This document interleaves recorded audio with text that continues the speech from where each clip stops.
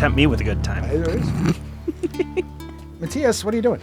Well, I'm here with my friends to talk about the ancient art of dungeon mastering. Whoa. Specifically, this is an evening where we're going to just get together and share our thoughts, our ideas, our recommendations, our fears, our angst, our pathos about DMing. Okay, I was going to say, Mostly our joys, hopefully. I can share lots about all of that, but if they have to be DM related, I can dial it in.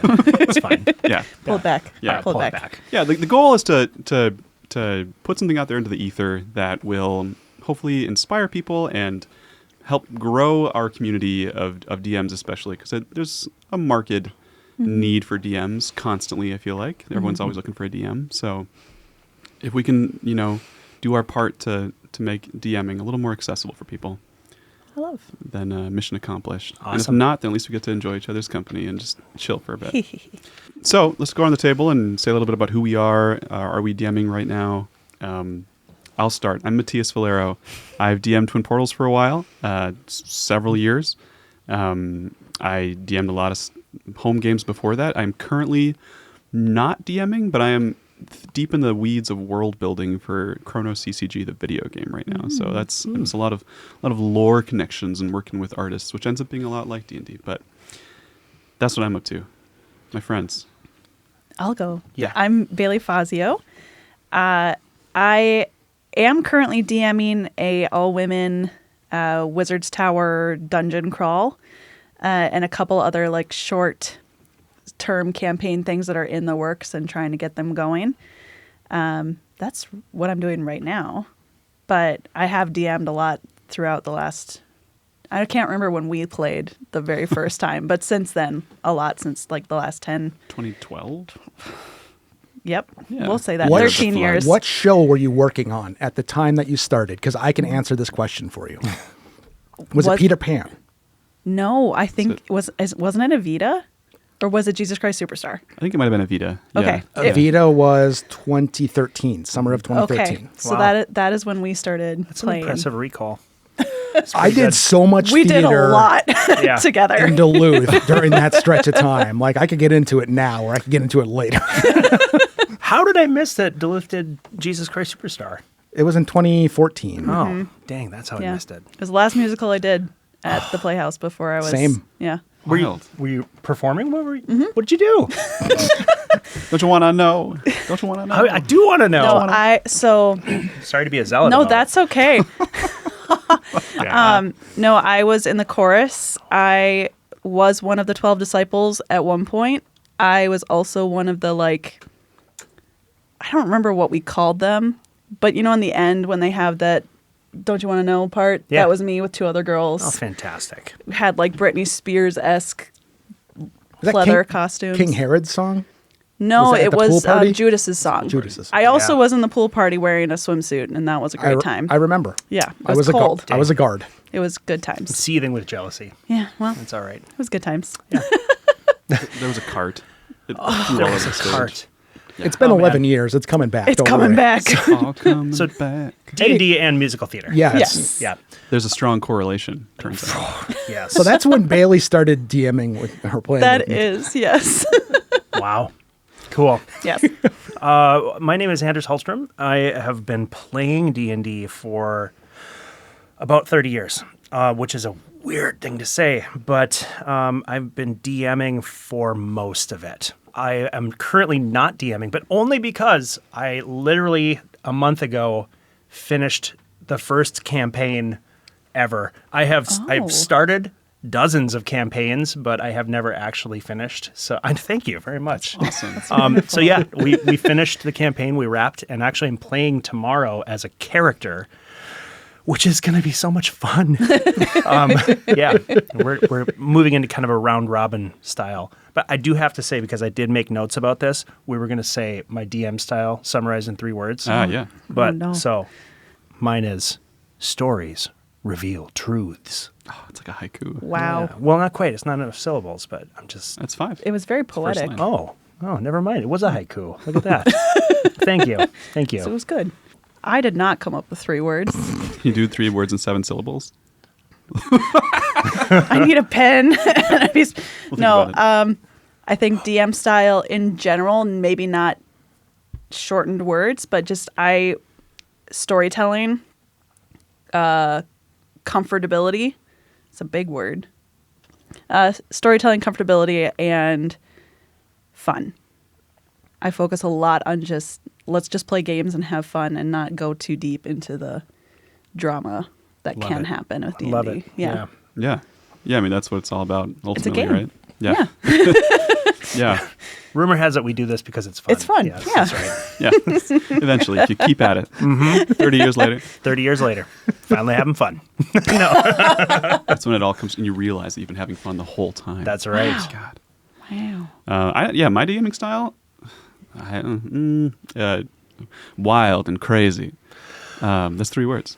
Oh my. I like to change it up a lot. I would say that's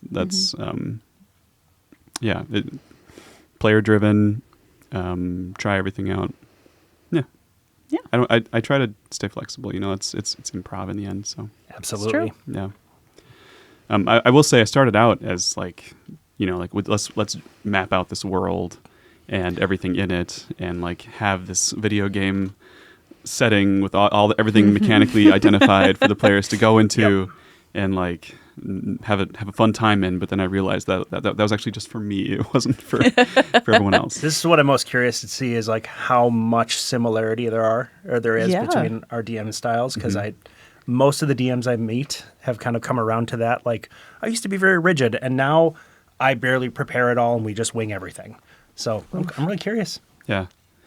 Well, let's start kind of from our origin stories, like what brought us here and what motivated us to commit to this role or to what gets us jazzed about it, and into some of the practice of it and tips and things we've learned, and then finally kind of wrap it up with some reflection and some messages for those impressionable minds that are watching. All of you. So for starters, what was a moment that you might remember from your early days that kind of hooked you on the idea of DMing or of world creation and playing in a world like that? It doesn't have to be Yeah. we say DMing and D&D, but there's so many other forms of pretend and imagination. It doesn't have to be the great Wizards Tower game, Hasbro TM. Yeah. It can be anything, but I always default to DM instead of GM. Technically, this is a GM conversation. Yeah. Anyway, That's a question I kind of had right off the bat. Maybe this is a good time. yeah, How do you describe your title? Because Dungeon Master was how I learned and how it was called for a very long time, but there are harder parts of some of those words that people aren't always into. So have you changed or considered changing your title or how you refer to yourself, Dungeon Master versus Game Master, Game Runner, Game Designer, things like that? Have you thought about that or have you encountered that at all? I think for me, it really just depends on what game you're playing. If I'm playing D&D, if I'm playing 5e or whatever, I am a dungeon master and I like to refer to myself as that way. But if I'm doing a little one-pager or some sort of one-shot game that I found on the internet somewhere, I will go a little bit more generalized and say, I am the game master for this because we may not even come across close to anything that resembles a dungeon. yeah. So I like to broaden the title a little bit. And I also, and this is just me, and this is something I thought of since the last podcast where it was me, Beth, and Laura talking of Game Master to me seems to be a little bit more generalized between everybody, whereas Dungeon Master tends to have more of a male-focused, I don't know if that's the right way to think about it, but it's just to me, Game Master seems more generalized. I'm fascinated by this because I honestly, I had never thought about the distinction. Elaborate. I'm curious, the male connotation for Dungeon Master. I think it just comes from, in a world of D&D where it was mostly it's a male-focused game for a very long time. Getting into it as a female, as a woman, is a tricky thing to do unless you come into an accepting world, which Matías accepted me very graciously into the world of D&D. So forever, forever grateful to you for that. That it's just one of those words, like master is just a word that kind of sticks to me as more of like a masculine term. Okay, yeah, I can see that. But, even just like game master to me seems more of like a generalized, open-ended term. That could just be my brain, but I don't know. No, I like it. No, that's great. It's more things that I'd been considering, and this is a little bit of crossover from the last episode. Yeah. But Yeah. it's, to me, the end of the discussion is what's easier for the most people to hear. And it might not be dungeon. It might not be master. There might be different things. And this is also, very particular and very, very watching out for people's sensitivities at this point. But Sure. Yeah.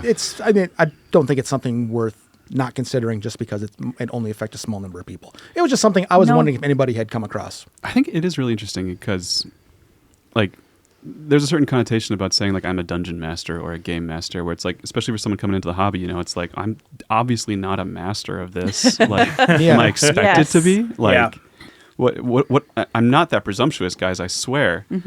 I have used storyteller before as Yeah. well. Yeah, That's a good one. I was going to Yeah. say in the White Wolf system, you're the storyteller. Game runner, Yeah. Sure. Narrator. I was narrator. going to say, just like Yeah. running a game is how I usually say, like, Yeah. let's play or let's run a game. That's a solid neutral one that seems like it's low risk for offending or, Yeah. or triggering anything. And maybe anybody. not as scary to come into for someone new to be like you said, master has a very I know exactly what I'm doing and I'm the perfect person for this, but storyteller's just more like, we're just telling a story. I might just guide you a little bit in the right direction.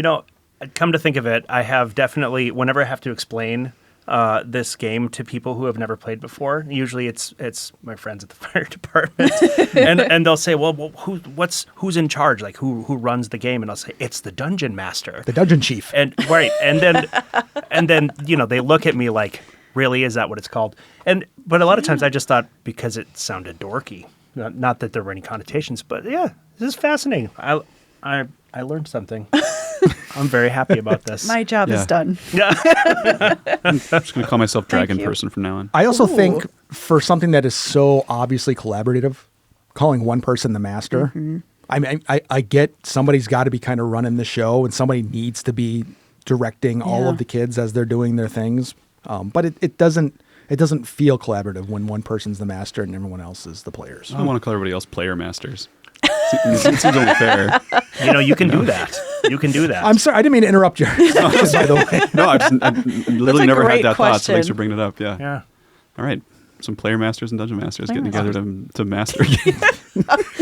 yeah, I And- 7 years of Scoot, I didn't master nothing. Ripples, and that was all. But now you have the title, so now it's That's true. Now I feel like Implied. we should include like Dungeon Apprentice. Right? You could be Yeah. a Dungeon Apprentice if it's your first time. that would be legit. Mm-hmm. Yeah. Interesting. That would make it easier for someone to try. Yeah. Looking for a dungeon apprentice. Yeah. Got a table of 4 players. It's Looking- four player masters looking for 4 one. player masters looking for one dungeon novice. That's a bad ad. Don't answer that ad. No. Don't answer that. That's a Craigslist post you don't want to follow up Never on. mind. Also, Anyways. there are going to be people in this community that are like, all right, well, how many sessions do I have to be an apprentice until I'm the master? Oh, yeah. Where I have to define this. I need rules, baby. right. Oh, a syllabus. They need the Yeah, numbers. They need the numbers.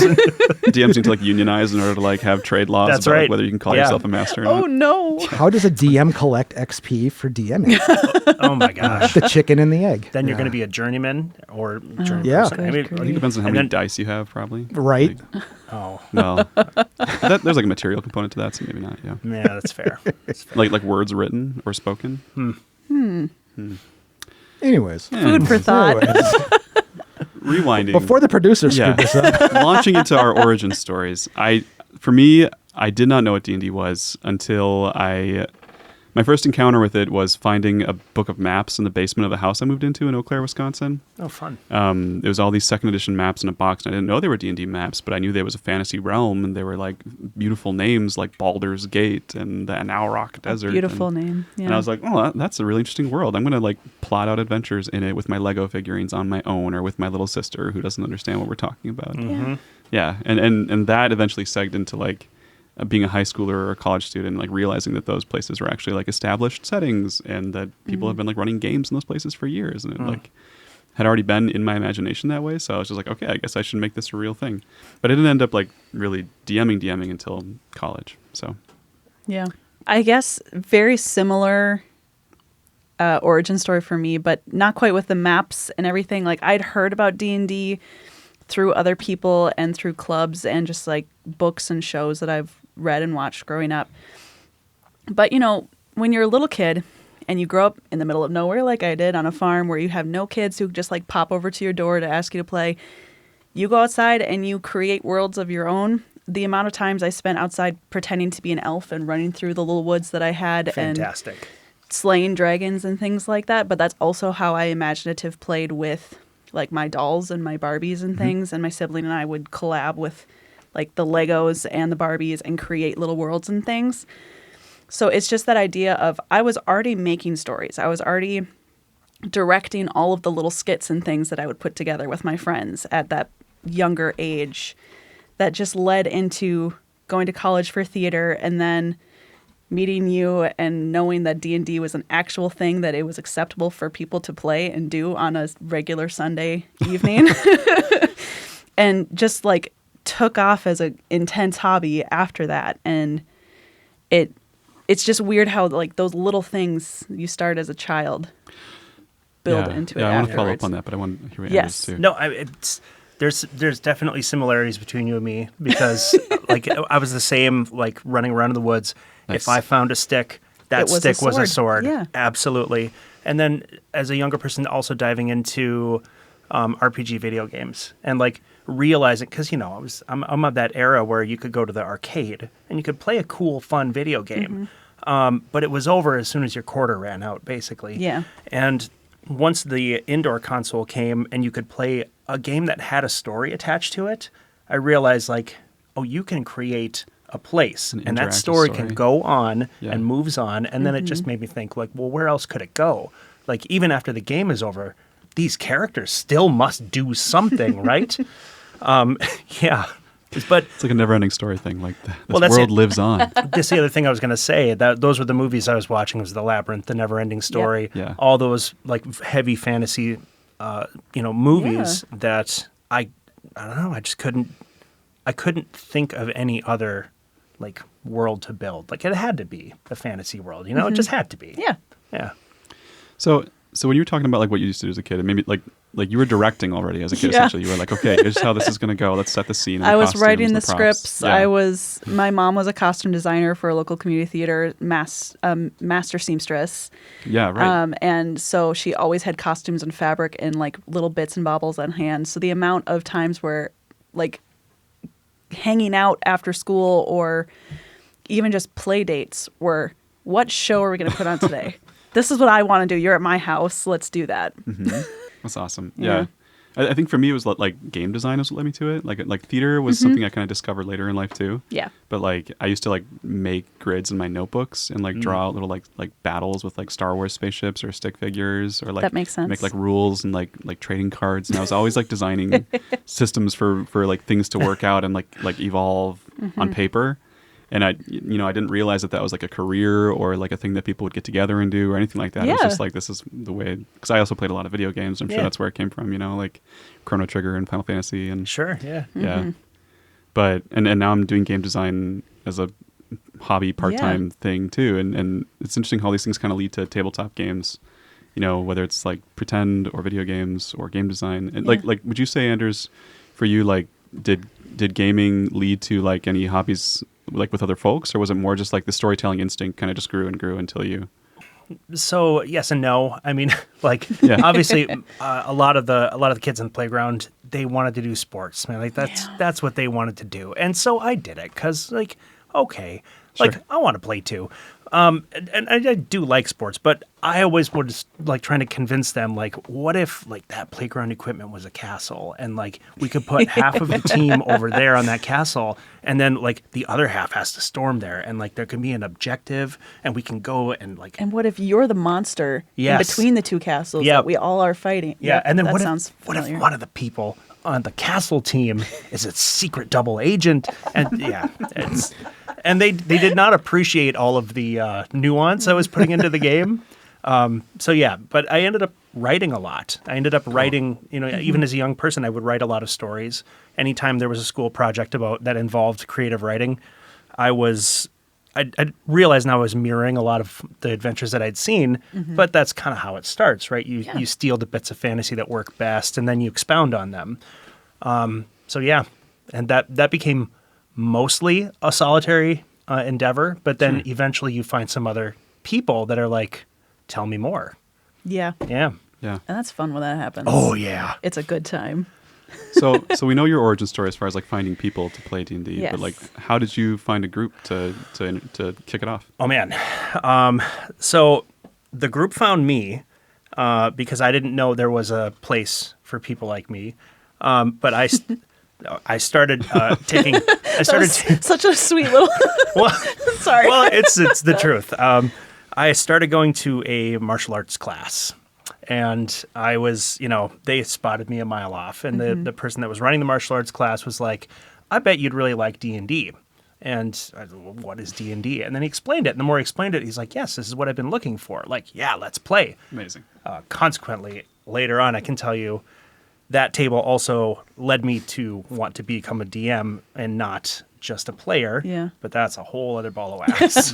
You kind of went through the experiences of the highs and lows of it. There were a couple of very particular instances that showed me what I did not want to do Sure. if I ever were to Yeah. run a game. Yes. That's fair. Yeah. That's very similar to how Matías pulled me into this world too. Like I just was like a terrible Well, experience. and you were No, like- I'm talking. No, you are a wonderful human, and I Oh, okay, adore okay, you no. very much.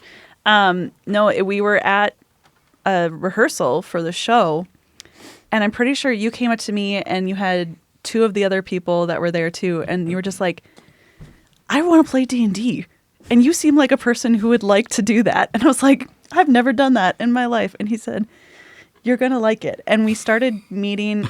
I'm pretty sure we met almost every Sunday for a Yeah. consecutive couple Few months, at at least least. a few Happy- months, and yeah. then, and I'm not kidding. It was like every Sunday evening, we went to the same house. We brought food. We Yeah. played games. The rest Yeah. is history after that. Yes. Honestly, It's kind of, you remember how like in the, I don't know, 80s and 90s or earlier even, they considered D&D a cult? Yep. Where it was like, it's, Yeah. you It's bad. demon Yeah, worship man. and all this other stuff. The way we're explaining it, it kind of does sound like a cult. Like there's a group and then they find the person who might be interested and then like, come over and eat some food and have this fun experience. And before you know it, we've got them, yeah. Prove me wrong. As long as we're not like, okay, but now wait, you're doing something that isn't D&D? Shun. Well, right, yeah, that's Yes. fair. That's fair. Yeah. Yeah. Well, let's get into like talking about like the highs and lows of D&D, like how we've made it work for us. So, kind of like from our start playing D&D with strangers and learning the ups and downs, like what kind of how did you navigate what worked and what didn't, and how did you find your own style that you've come to now? Like what was kind of the arc of that? I'm making you go first this Okay, time. that's totally fine. Think about it too. Do you mean as a player or as a DM? I Well, suppose. it kind of weaves in between the two, right? Yeah, I suppose it does. More as a DM, but I think when I started, and probably for a lot of people, for me, D&D kind of gave me a chance to explore parts of my personality I wish were stronger. And of course, it's a much like a show. When you take on a role, you get to assume a different identity, and that person, that adventurer, can be brave if you don't feel brave, or can be strong if you don't Yeah. feel strong. So as a player, I kept trying to try out like different parts of my personality that maybe they just weren't really me, but I could try something else. And I think as it went on, I got to try so many different characters that I thought, well, this one I didn't have as much fun playing, and this one I definitely did. And as I went on, I definitely gravitated more towards charisma-based classes. What? Yeah, okay, I don't know. Because I will fight anybody who says otherwise. Charisma is not a dump stat, and it never will be. That's all I'm saying. I mean, especially in 5th edition. Yeah, come on. So eventually, I had to be a DM because the table that I was at, my first DM was one of those that was very strict to the letter of the rule. Okay. And I wanted to tell stories. Like I was so much more interested in who the character was. What year was this, out of curiosity? Like around when? Great question. I'd say maybe 98. Okay. Or maybe later than that. 2000, somewhere between 98 and 2004. Third edition? It was 3.5. Yeah. Yeah, it was Cool. 3.5.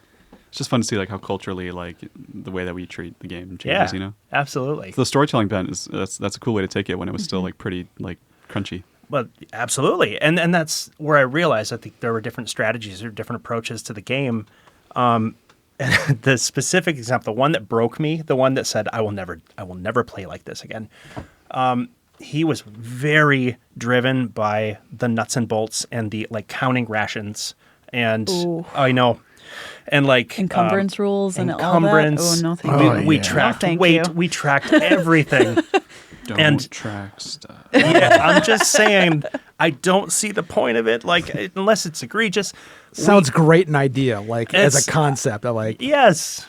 It's one thing. I'm just bouncing off of that because this is a conversation my husband and I have had many, many times. Like, it's one thing to, like, encumbrance to me seems like it makes sense if your person's trying to take everything they find and then you go, okay, what does your inventory list look like? Like, can you actually carry that? And if you want to take it, maybe we start giving you disadvantage on some like dexterity checks Yeah. and things like that. That's a wholly different thing.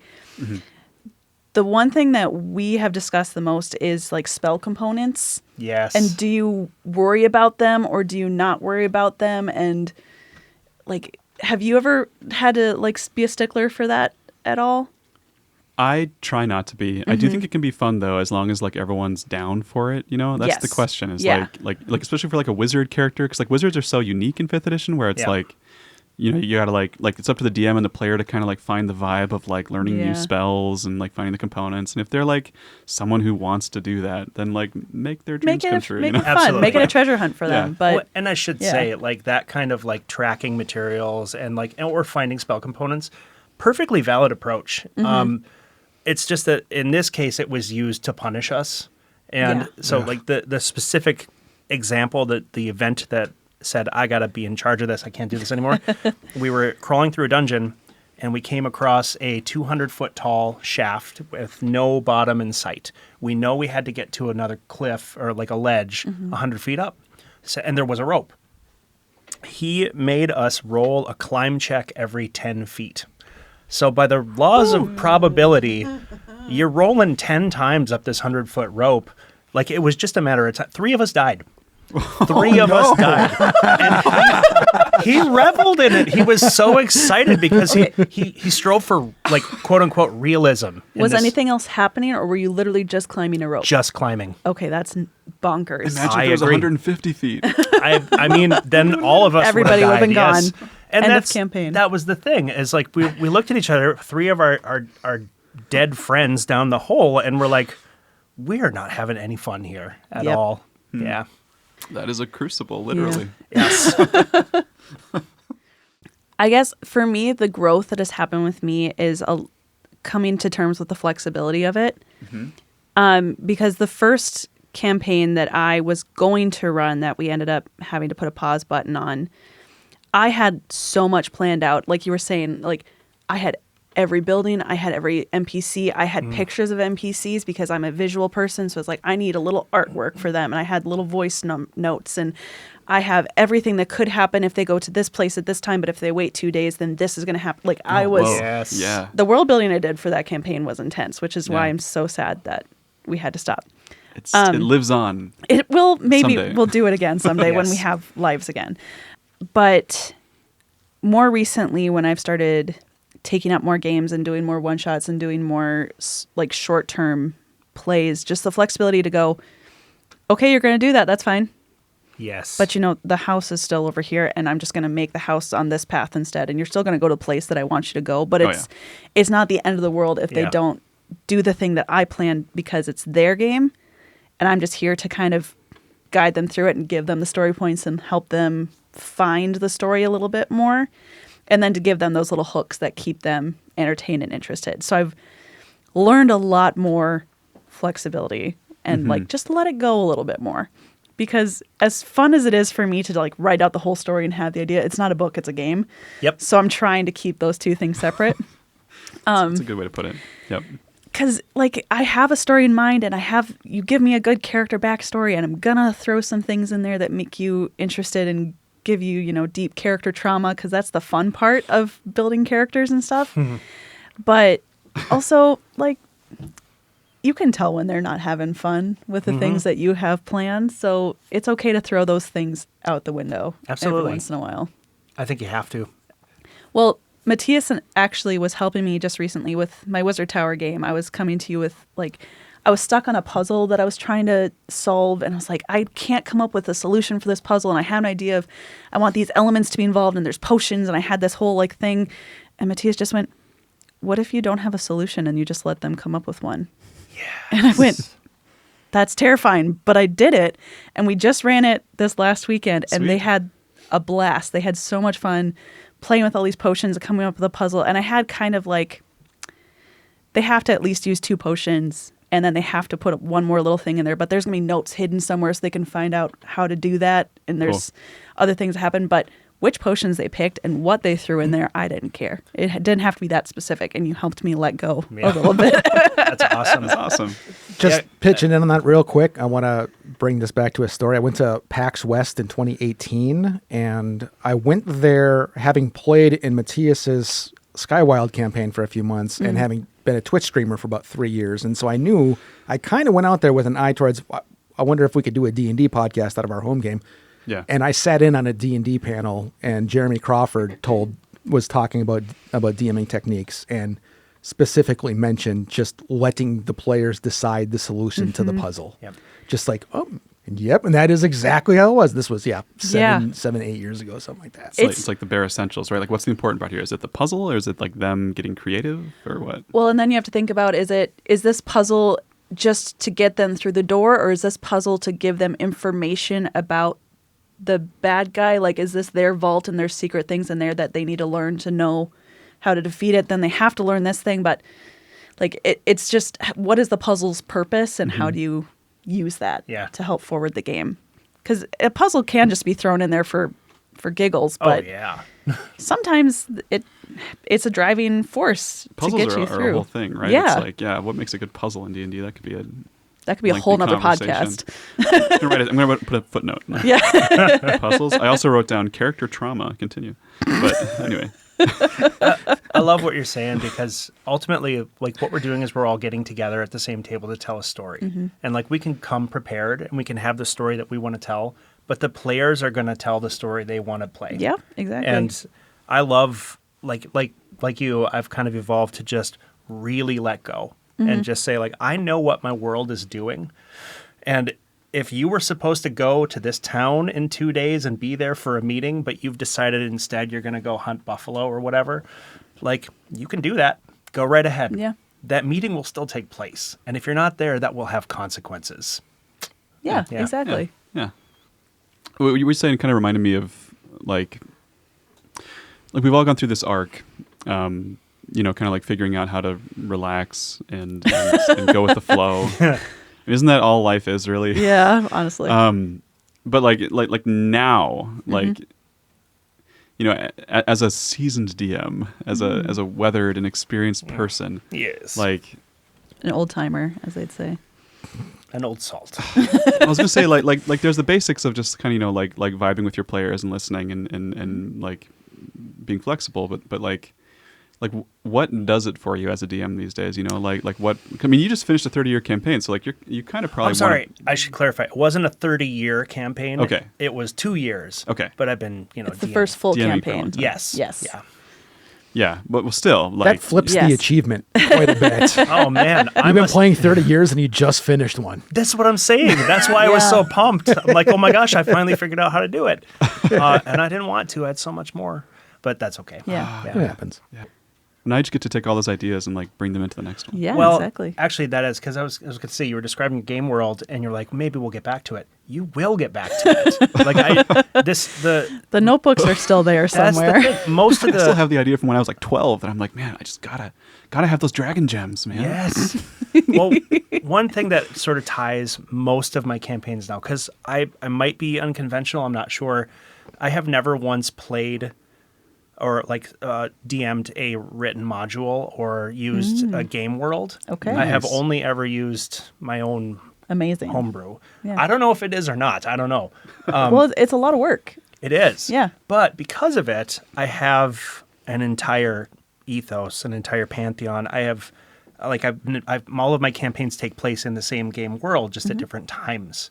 So Nice. there was this last one we finished it had things that incorporated from a campaign from a couple of years back, but it was 100 years in the future in the game world. So Cool. yeah, a lot of the Cool. place names were harkened back to achievements that different characters had made and that were still the same players at the table. Oh, what fun for your my players. gosh, it's the coolest thing because they'll show up at a village or something and then an NPC will tell them about the exploits of one of their A statue that's yes. in the center. It's Yeah, like- absolutely. Oh, I love that. Yeah, so you will get back to your world. I'm just saying. Oh, I hope so. As far as what brings me joy, I guess is how I thought of this question, is watching your players just absolutely sync up to something. Like they can have their own characters and they can have their own things, but when you see them like connect in a battle for the first time where they're starting to go, okay, my spell is going to help this person do the thing that they need. That's And then cool. like they start to understand their action economy and they start to really go, oh, I don't have to damage everybody with every spell. Sometimes it's about getting this thing out of the way so this person can do the thing that I know that they're really good at. And Yep. it's seeing them put those dots together and just Yeah. start to figure it out Yeah. together without you having to go, don't forget to rage. Don't forget that you have Hunter's Mark. Like Yes. I love doing that see myself much more right now as a teaching DM because I brought in a lot of new people within the last few years. So I do have a lot of those like, don't forget to use your spell. You have that spell. You can still use it. I know that you said you want to do this thing, but don't forget. Like I do a lot of that kind of hand holding for the first sessions, but then you get to a certain point where they're just like, oh no, I'm going to do this because I know exactly that's what I want to do. Yeah. And you see Yeah. that light bulb go off. Yeah. It's good. I mean, the teaching DM thing, like that also harkens back to like parenting a little bit. I feel, Yes. I mean, that's like parenting is a lot like DMing, it turns out. It's just Amazingly kind of so. like making scenes for people and trying to get Fighting them to goblins. like learn something. Fighting goblins. Yeah, and also just fighting goblins. Fighting goblins. Fighting Yeah. goblins Yeah. that you are related to. Throwing Yeah. stuff at a table. Yeah. Retroactively, that's the name of the Parenthood episode now. Because I mean, I feel that too. Like we do bedtime stories every night, and like that to me is like my main source of DM training these days is just like trying to find ways to tell these stories In a new in a and new exciting way, way. yeah, in an interesting way, like making the characters thinking about like what's motivating like the unicorn who wants to go to the unicorn party. Yes. Like seriously, Yeah, no, like, exactly. yeah. Like it's very fun in like the DM sense to be like, okay, let's see if I can hook these kids with this like simple Absolutely.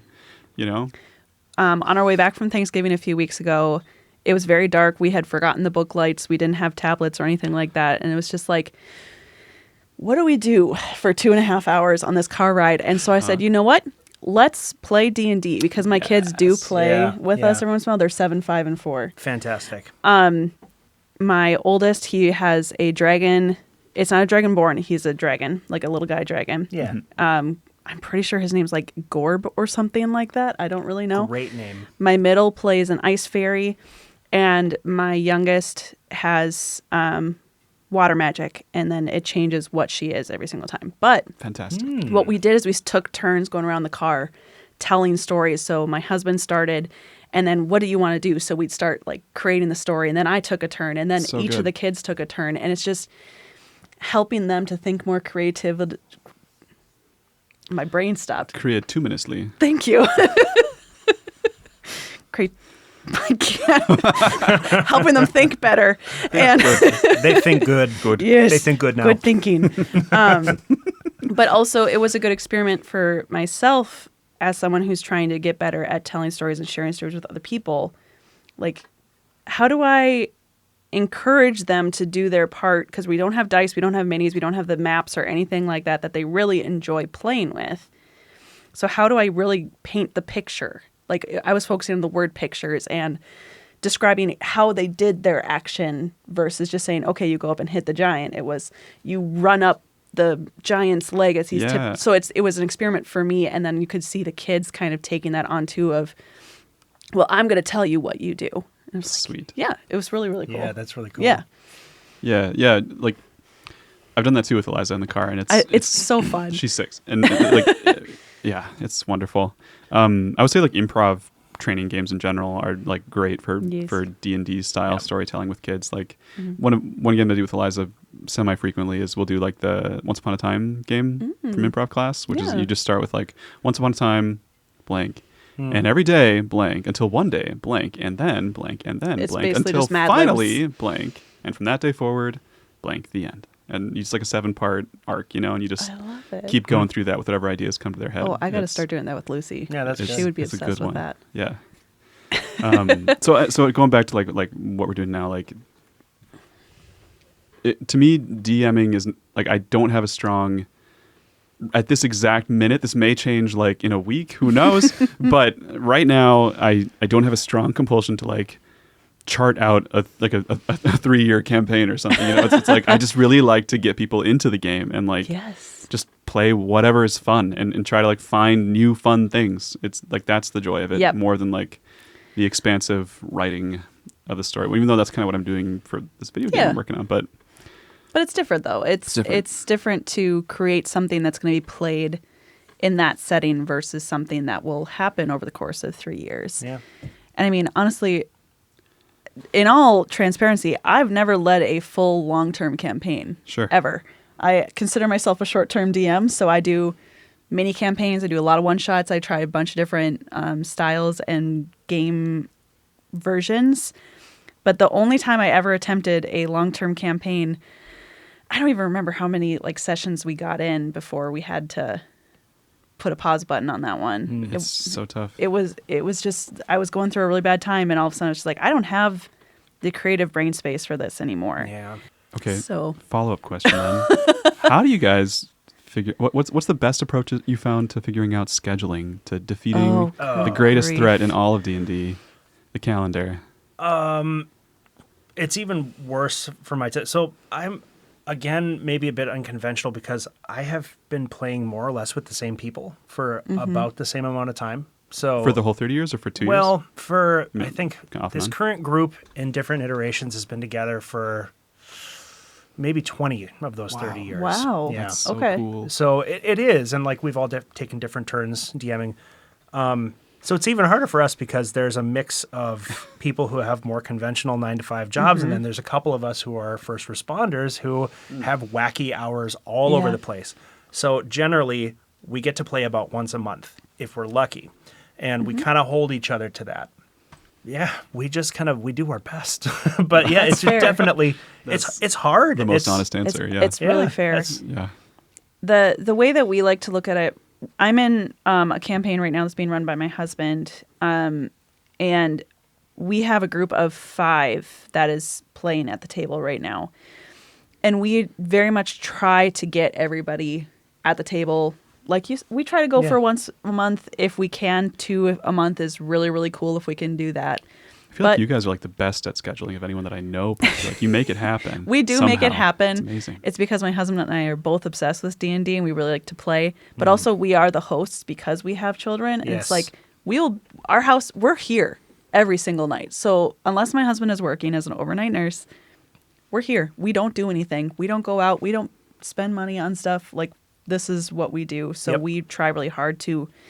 And even if it's not our full-term campaign, it's like a game night. Let's go. Or I have a one-shot that I really want to run from One Shot Wonders. Let's just play it. Yep. I don't care if you have a character ready or if you just need to pull a guy off the internet. I'll make a character for you. Like we're that kind of people. But also we really go in with a mindset of if the majority of people can be there and it's one person that can't, we will find something for your character to do. Yep. Either we agree as a table we will play your character. We have the character sheets all in our Discord so that people can just pull them up and play them. Nice. Or if for some reason they're like, I don't trust you guys with my character, which is totally valid. Like you're going into a scary place and you're like, I don't want my character to die when I'm not there. Sure. Totally fine. We will have like a side quest basically for them. So Jacob will video chat with them or meet them at a coffee shop or something and be like, what do you want your character to do while you're not there? And it's just what in a day, what would your character get up to? And they role play it basically. So they're still a part of the campaign and they're still playing.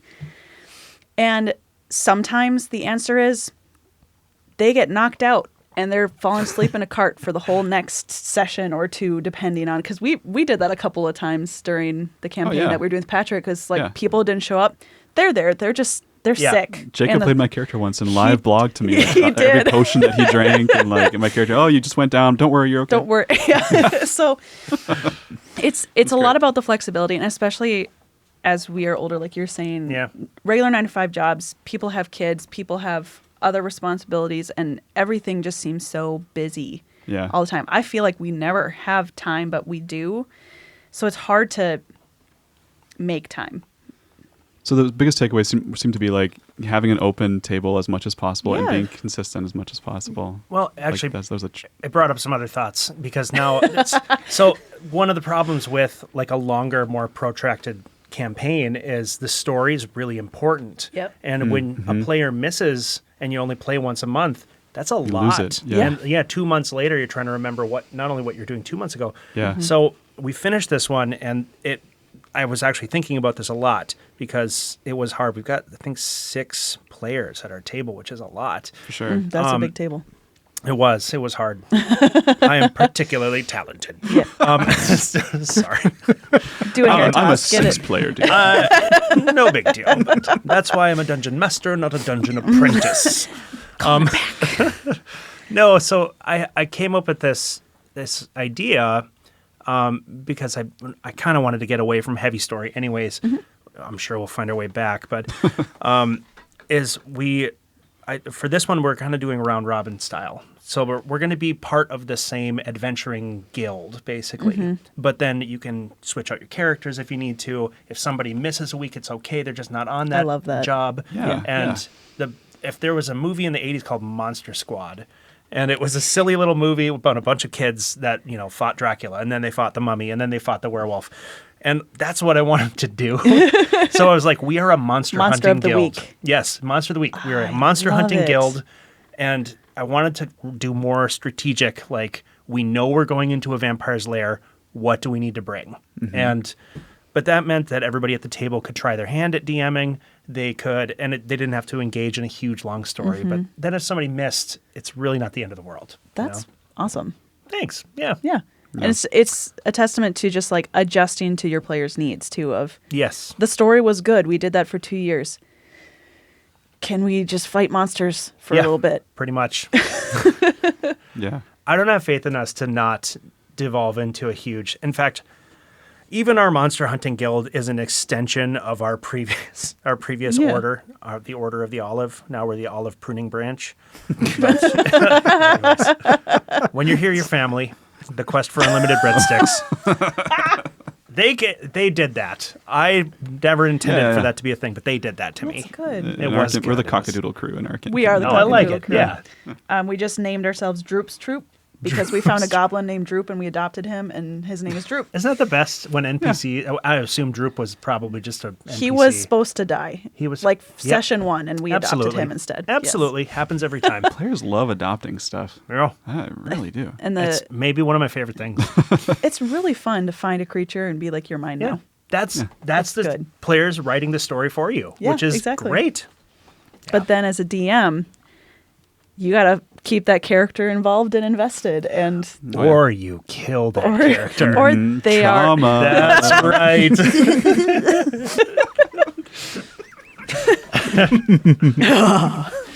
The power. Yeah. 3 nerds very impressed with themselves.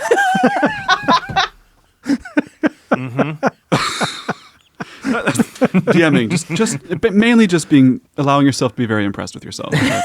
That's, I need control over something. The players, I love the notes. players are keep just coming back. scribbles on the top of the the page. Jon Stewart style of Okay, well, going back to that one last question. Bingo. So we're all like, yeah, let's keep it short and sweet and flexible. Is there any like thing that you've found that works really well for a long-term campaign, even if you are only meeting like once a month? Like in Twin Portals, one thing that we would do is we would schedule like 6 months out just because we're all like very busy people, and that seems crazy, but like it worked when you do it consistently every month. You know, like we managed to play every month for years, which like amazing. Nothing in my life has been that consistent. But also, like, one thing I started doing more towards the end of it, like our campaign got so long that I would, like, as a DM, put together like a page or two of notes of just like, here's what's going on, here's your little refresher, things that might be relevant for the next session, just so you guys can like ease back into it, hopefully a little bit better. From a producer's aspect, that was to remove the 10 minutes of player rediscovery. Yeah. Oh, sure. Makes sense. Just because it's not terribly interesting if somebody's just binged 4 episodes in a row of audio content. They don't want to hear us reworking the stuff happened? Where are from we? a month ago because we had a wedding and then somebody else was in a show and it was a short session that time. So having those notes and then audio recaps at the beginning of the episodes was very helpful for that. Just cleaning up the beginning of a session. Yeah. I've been really fortunate. I've got a player at the table that actually now I have 2. They insist on taking meticulous notes. I love it's so Amazing. good. I love a Thank note you, taker. players that do Oh, that. yes. You're amazing. And then every time we'd start, Joel would do his recap for everybody. And he would write it in a really funny way, too. So, yeah, it was great. If somebody's Thank at your you, table Joel. doing that, get them minis. Get them minis, get them new Yes. dice, Oh, yeah. reward Buy them them. somehow. Absolutely. Buy them the Back gifts. rubs. Yeah. Yeah, get them a book off the DM Guild or something like that. Reward them with some more creativity for doing that. Yeah, absolutely. I am an awful note taker. I'm going to say that out loud because I take notes as my character. So I will write things that my character would remember and things like that. And I just notoriously am bad at names in real life. So most of my characters also are very bad at names. But I will say, even if my notes are not good, I tend to have the memory of, well, we said this one thing to this one person that one time, and Yes. that might have been 5 sessions ago, Yep. but I do remember that it happened. And then the note taker will do yes, she's right. So I may not be the note taker person. And even as a DM, like, I can't take notes during a session. I'm really, really bad at that. Yeah, it's tough. But doing the little recap at the end of it, and Jacob, my husband, he's so much better at it than I am, where he will do it the night of the game, where he will just send it out and say, here's what everybody did and here's what happened. Awesome. Whereas I'm like the week later, oh yeah, I forgot. Here's what we did. But I think that the recap is a really great way to keep people invested and keep people involved. And then also doing like little things inside like a group chat or something where it's a reminder of, oh, I forgot to tell you this last time, but here's a little lore dump of something that you would have learned during the campaign. So you give them that piece of information that maybe you didn't want to spend a half hour going into at the table because you only have 2.5 hours before your players get sleepy. Yeah. Like, you give them that information so they can come back refreshed with it next time. Yeah. One thing I really like to lean on is visual references too. Like I'll be like, here's a bunch of pictures of like what the setting kind of looks like or what these NPCs kind of look like, just to like help Yes. cement it a little bit. Yeah, absolutely. Yeah. I kept a good campaign journal for a long while when I was Nice. DMing, and I would write a long summary, and it lasted 2 sessions. But I still look back at the notes from those 2 sessions, and I'm like, I'm so glad I wrote those down. They were so remember. cool. That was Yeah. nice. Yeah. I, for a while, tried taking Twin Portals notes in Obsidian. You did. Because you were always about Obsidian Yes. for like the full 7 years of I Twin Portals. still am. Of those 2 seasons. My problem was it screwed up my editing process. I couldn't actively listen and critique the podcast while I was also listening for content things. Yeah. I try as I might, I ended up missing things on both sides. And I'm like, well, the audio experience is more important. So I'm just going to say, I don't know. My int's 8. That's it's a good way to be. I have muscle. I fell back on my int's 8. Yeah. Are there ripples? I can tell you about the ripples, and that's about it. Spirals, ripples, Spirals, ripples, slime, all yeah. those things. Yeah. That was something on the tip of my tongue. I got a question for you while you're Okay. thinking about that. Yeah. Just because I was thinking about it. What's the craziest roll you've seen while DMing? Craziest Rule? roll at the table. And my example, the one that popped up in my head, I was playing a game at a brewery one time, and I was searching a body for just patting down after a fight, and the DM asked me to roll a D100, and triple zeros came up. Wow. So I got some super secret quest piece thing that was hidden inside of a piece of armor that was just, So that just completely threw the thing off into a whole other direction. I'm like, that's not a sword. Interesting. You just used it for you. So I was just wondering, as DMs, what was a roll or something unexpected that happened because of a random number that you just weren't prepared for? The other one I remember was one of our Twin Portals live shows. I was gambling on stage with dice rolls, and for some reason I got like 3 in a row. Yeah. And I made like 40 gold as a level 3 player. I was genuinely super hyped. I left the stage. I jumped and screamed. I couldn't believe it. I'm like, this is the best I'll ever feel. I had one, and it wasn't so much like it's something that had anything to do with the game itself, but we were playing at the table, and I had one of my players, she touched my dice, and I rolled a nat 20. And then she touched it again, and then I rolled a nat 1. And she did that the whole game, and I'm not joking. That happened like 6 times where it went back and forth between the 21 every time she touched it. And we were just like, what sorcery is happening? And then, of course, when you go for the actual like important roll, it's like a 3 and it doesn't matter. But it was like, it's just weird things like that where there is weird juju in the world and the dice are affected by it. Yeah. Yeah. The Arc of Fate. Yeah. It's a wild thing. But I can't think of like personally in any of our games a crazy thing that happened. I've seen plenty on like other podcasts and video and shows and things like that. I did have this was a story from a friend who they were playing at a table and they were down and they were on like their last death saving throw.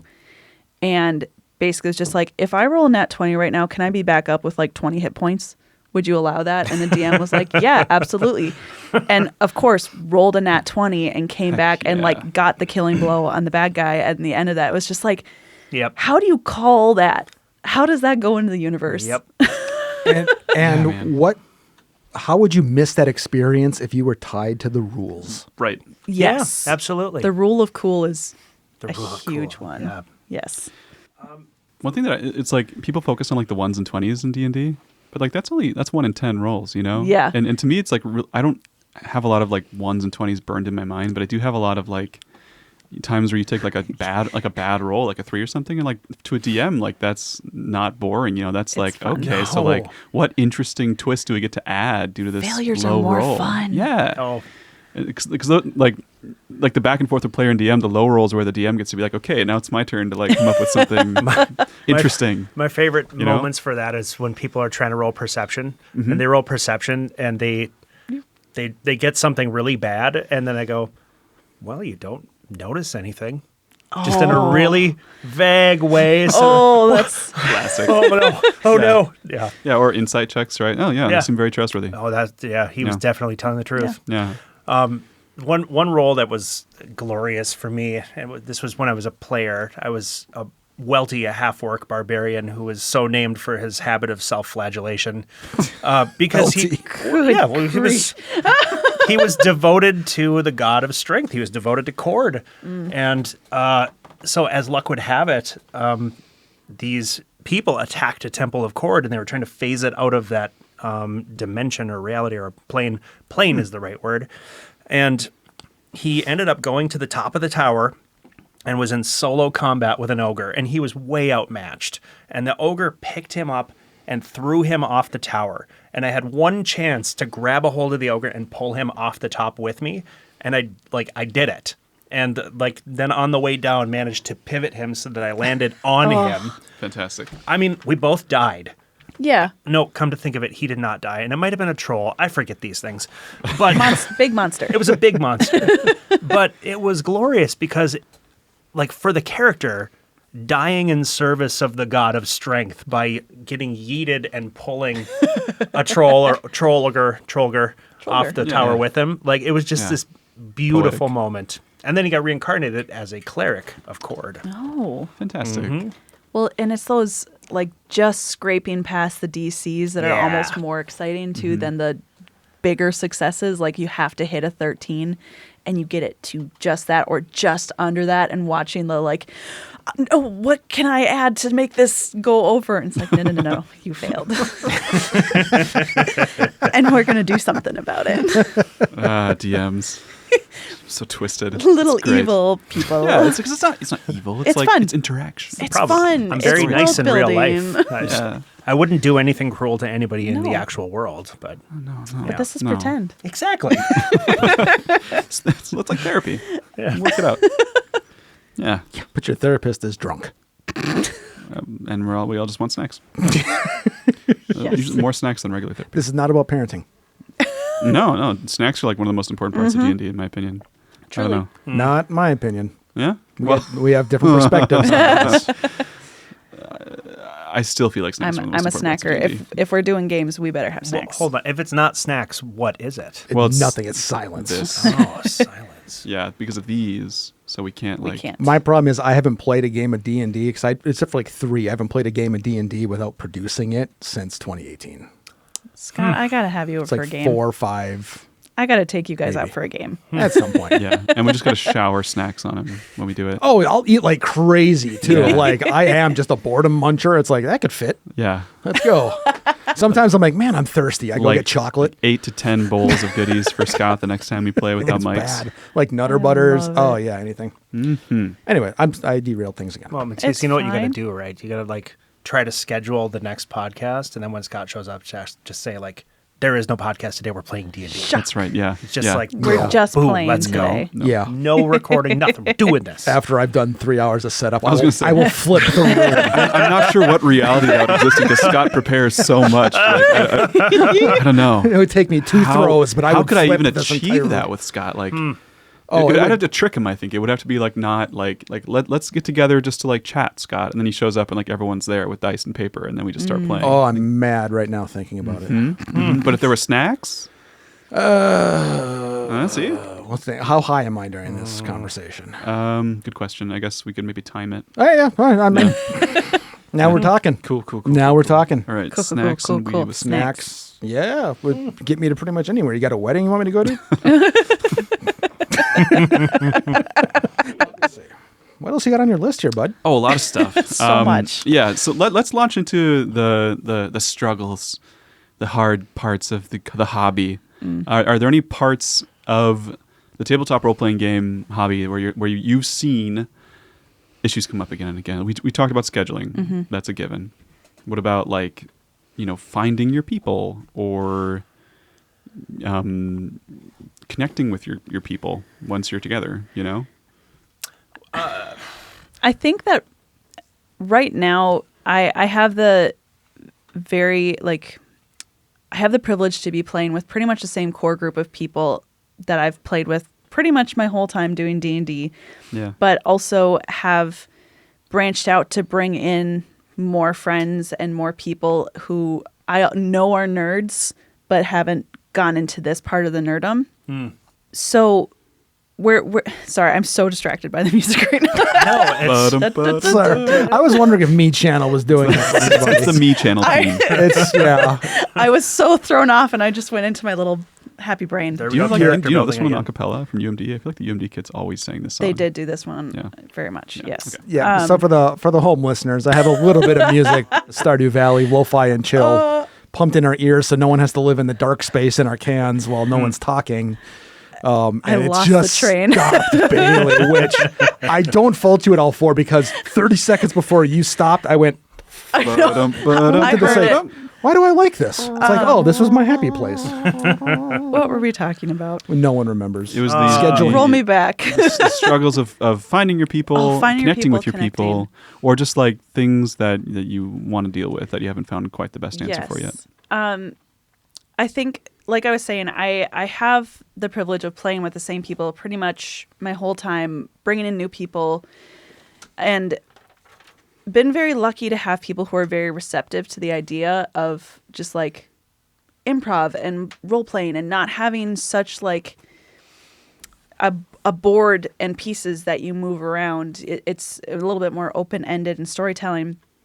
I think the hard part for some people, especially for when you're an actor and that's like just ingrained in your brain and you have that history, you want to come and you want to be like in the right mental place. Yeah. And there are some times where you just go, I can't be a fun, happy person today. Today was bad.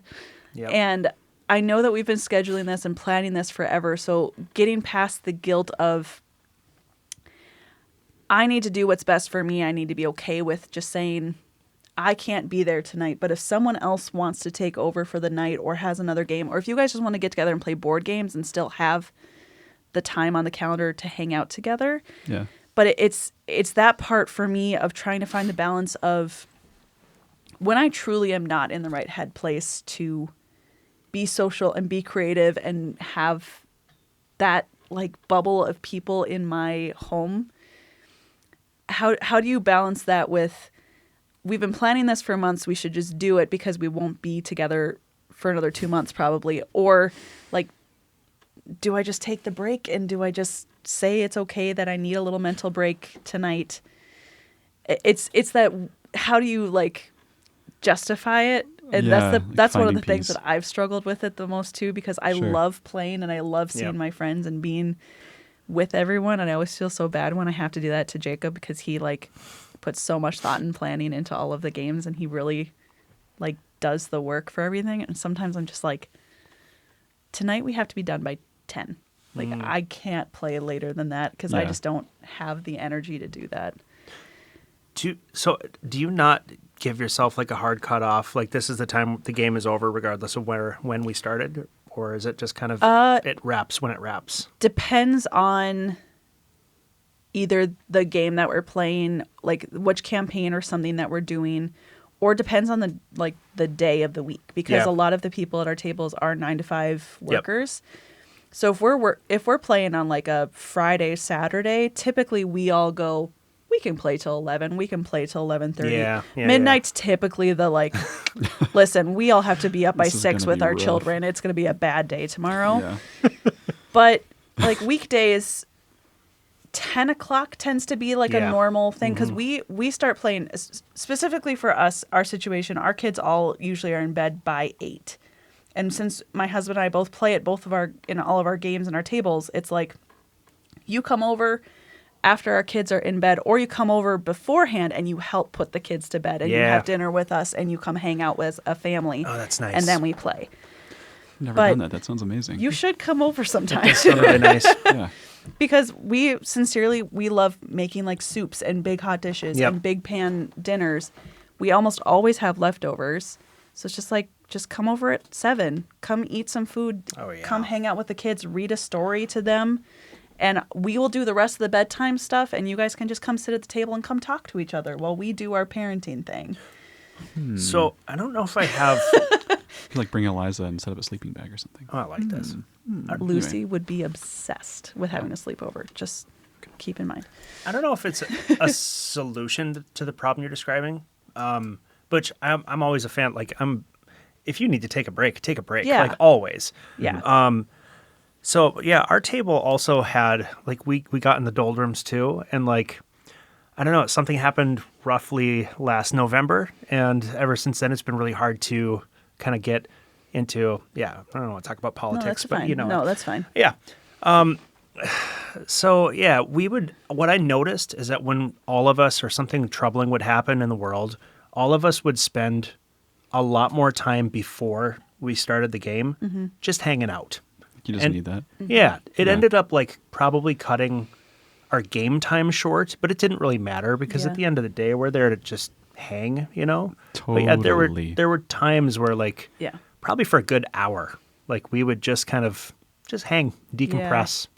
And then sometimes we would look at each other. Do we want to play or do we just want to keep doing this? Exactly right. And sometimes we would just kind of say like, you know, let's just throw a board game out there or let's just keep talking and we'll get back to the campaign. Well, it goes back to like having open and honest conversations with your players of just, you want to know how they're feeling in their game and you want to know what are you comfortable with playing. And that's just like on a game level, but in a personal level, like we're all people. We all have bad days. Right. And there are sincerely sometimes where everyone shows up at the house and you can just kind of feel the energy where everyone just kind of sits there and they have their papers out and they're like looking at it and you go, listen, I've got this really fun board game that we just got. How about we do that instead and I'll order a pizza? Like you just, Yes. you can feel the energy in yeah. the room sometimes. Yeah. And you just sincerely have to go. Because D&D, while it's not...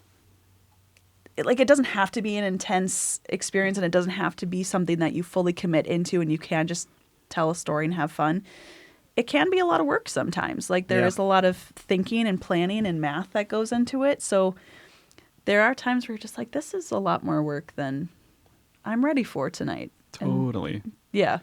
I mean, it's about getting together, right? So Yeah. like, if you're doing that, it's a question like every time I play D&D, I feel like I'm asking myself, like, would I rather be doing this or just like talking to these people? And oftentimes the answer is just talking, you know, like really, especially like as you get older and life gets busier, like. This is the one time I've seen this person. Yeah. So I think having a ton of grace with that and just like rolling with the punches is key. Yeah. For sure. Boy, this kind of, I'm going to circle all the way back to like a common problem at a table is if you have somebody, when people show up at the table and they say, how do you win? and like, I never really know what to tell them, but like, ultimately, I think winning is finding a group of people that you can just sit and talk to. You don't even need to play the game. You found that community, and that's what winning is in D&D. Yeah. I'm sure plenty of people would disagree with me, but winning is level 20. Let's do some snaps for that. That was good. Oh, yeah. That was good. Oh, Yeah. thanks. Yeah. I thought of it. So if finding a community is winning, then how do we win harder? Well, That's I will what we're say- doing here, man. Exactly. Yeah, we're just winning so hard right now.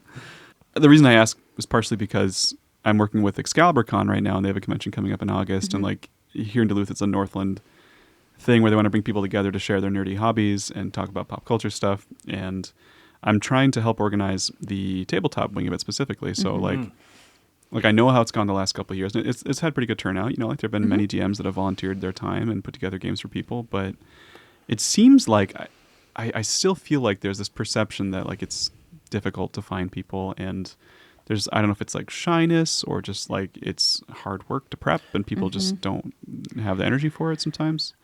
Maybe it's just the hobby is just kind of a tricky hobby. I don't know. I think a lot of people look at it too as they see the books and they see the dice and they see the minis and they see all this stuff, and then they hear about groups like, you know, Critical Role or Dimension 20 or other groups that have been doing this for years, and they have the whole setup and they have everything, and you're like, well, I can't do voices and I can't do that, so I can't be a good D&D player. And because I've gotten that from people too. It's like, well, I can't do all that, and I've never acted in my whole life. And I was like, okay, you are walking through a forest and you hear a twig crack behind you. What do you do? Well, I would turn around and look. I was like, great, roll a perception check. You just played D&D. And I'd like try to tell them it's not about all the stuff and how good you are. It's literally sitting there and telling a story. I've done that exact scenario with my characters. Is that Deborah Wool? I think? Yes. Yeah. Yes. Yeah. And with right now too, with how much D&D is out there in the world and TTRPGs in general, there's discords everywhere. There's group, like you can go anywhere online and you can find chats, but it's also the fear of, well, will they accept me? And is it weird to play with people I don't know? And what playing online versus playing at a table, and, you know, going to somebody's house, you don't know who they are and you don't know what they've done. Like, it's the unknown, I think, that is the scary part. Is it just like being near other people? Is that ultimately what it comes down to? I think part of In it large part? is, honestly.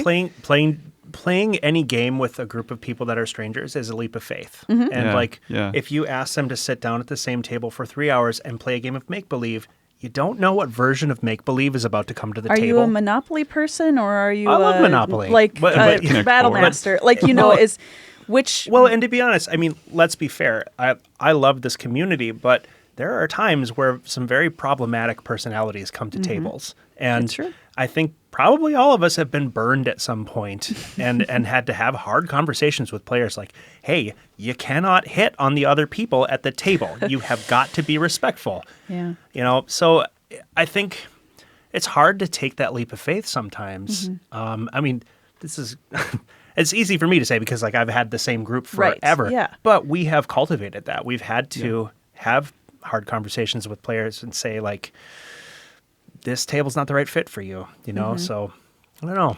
Well, and I think it's just putting more conversations out like this too that will be helpful. You know, it's just people saying it's a game. We're having fun. Yeah. This is stuff that you can do to get started. Or you know what? You can pull your two friends together who have never played D&D ever, and you just want to sit and talk. And like, there's so many things out there that aren't the full player's handbook to get you started in this kind of mode of games. Oh my gosh, brainstorm.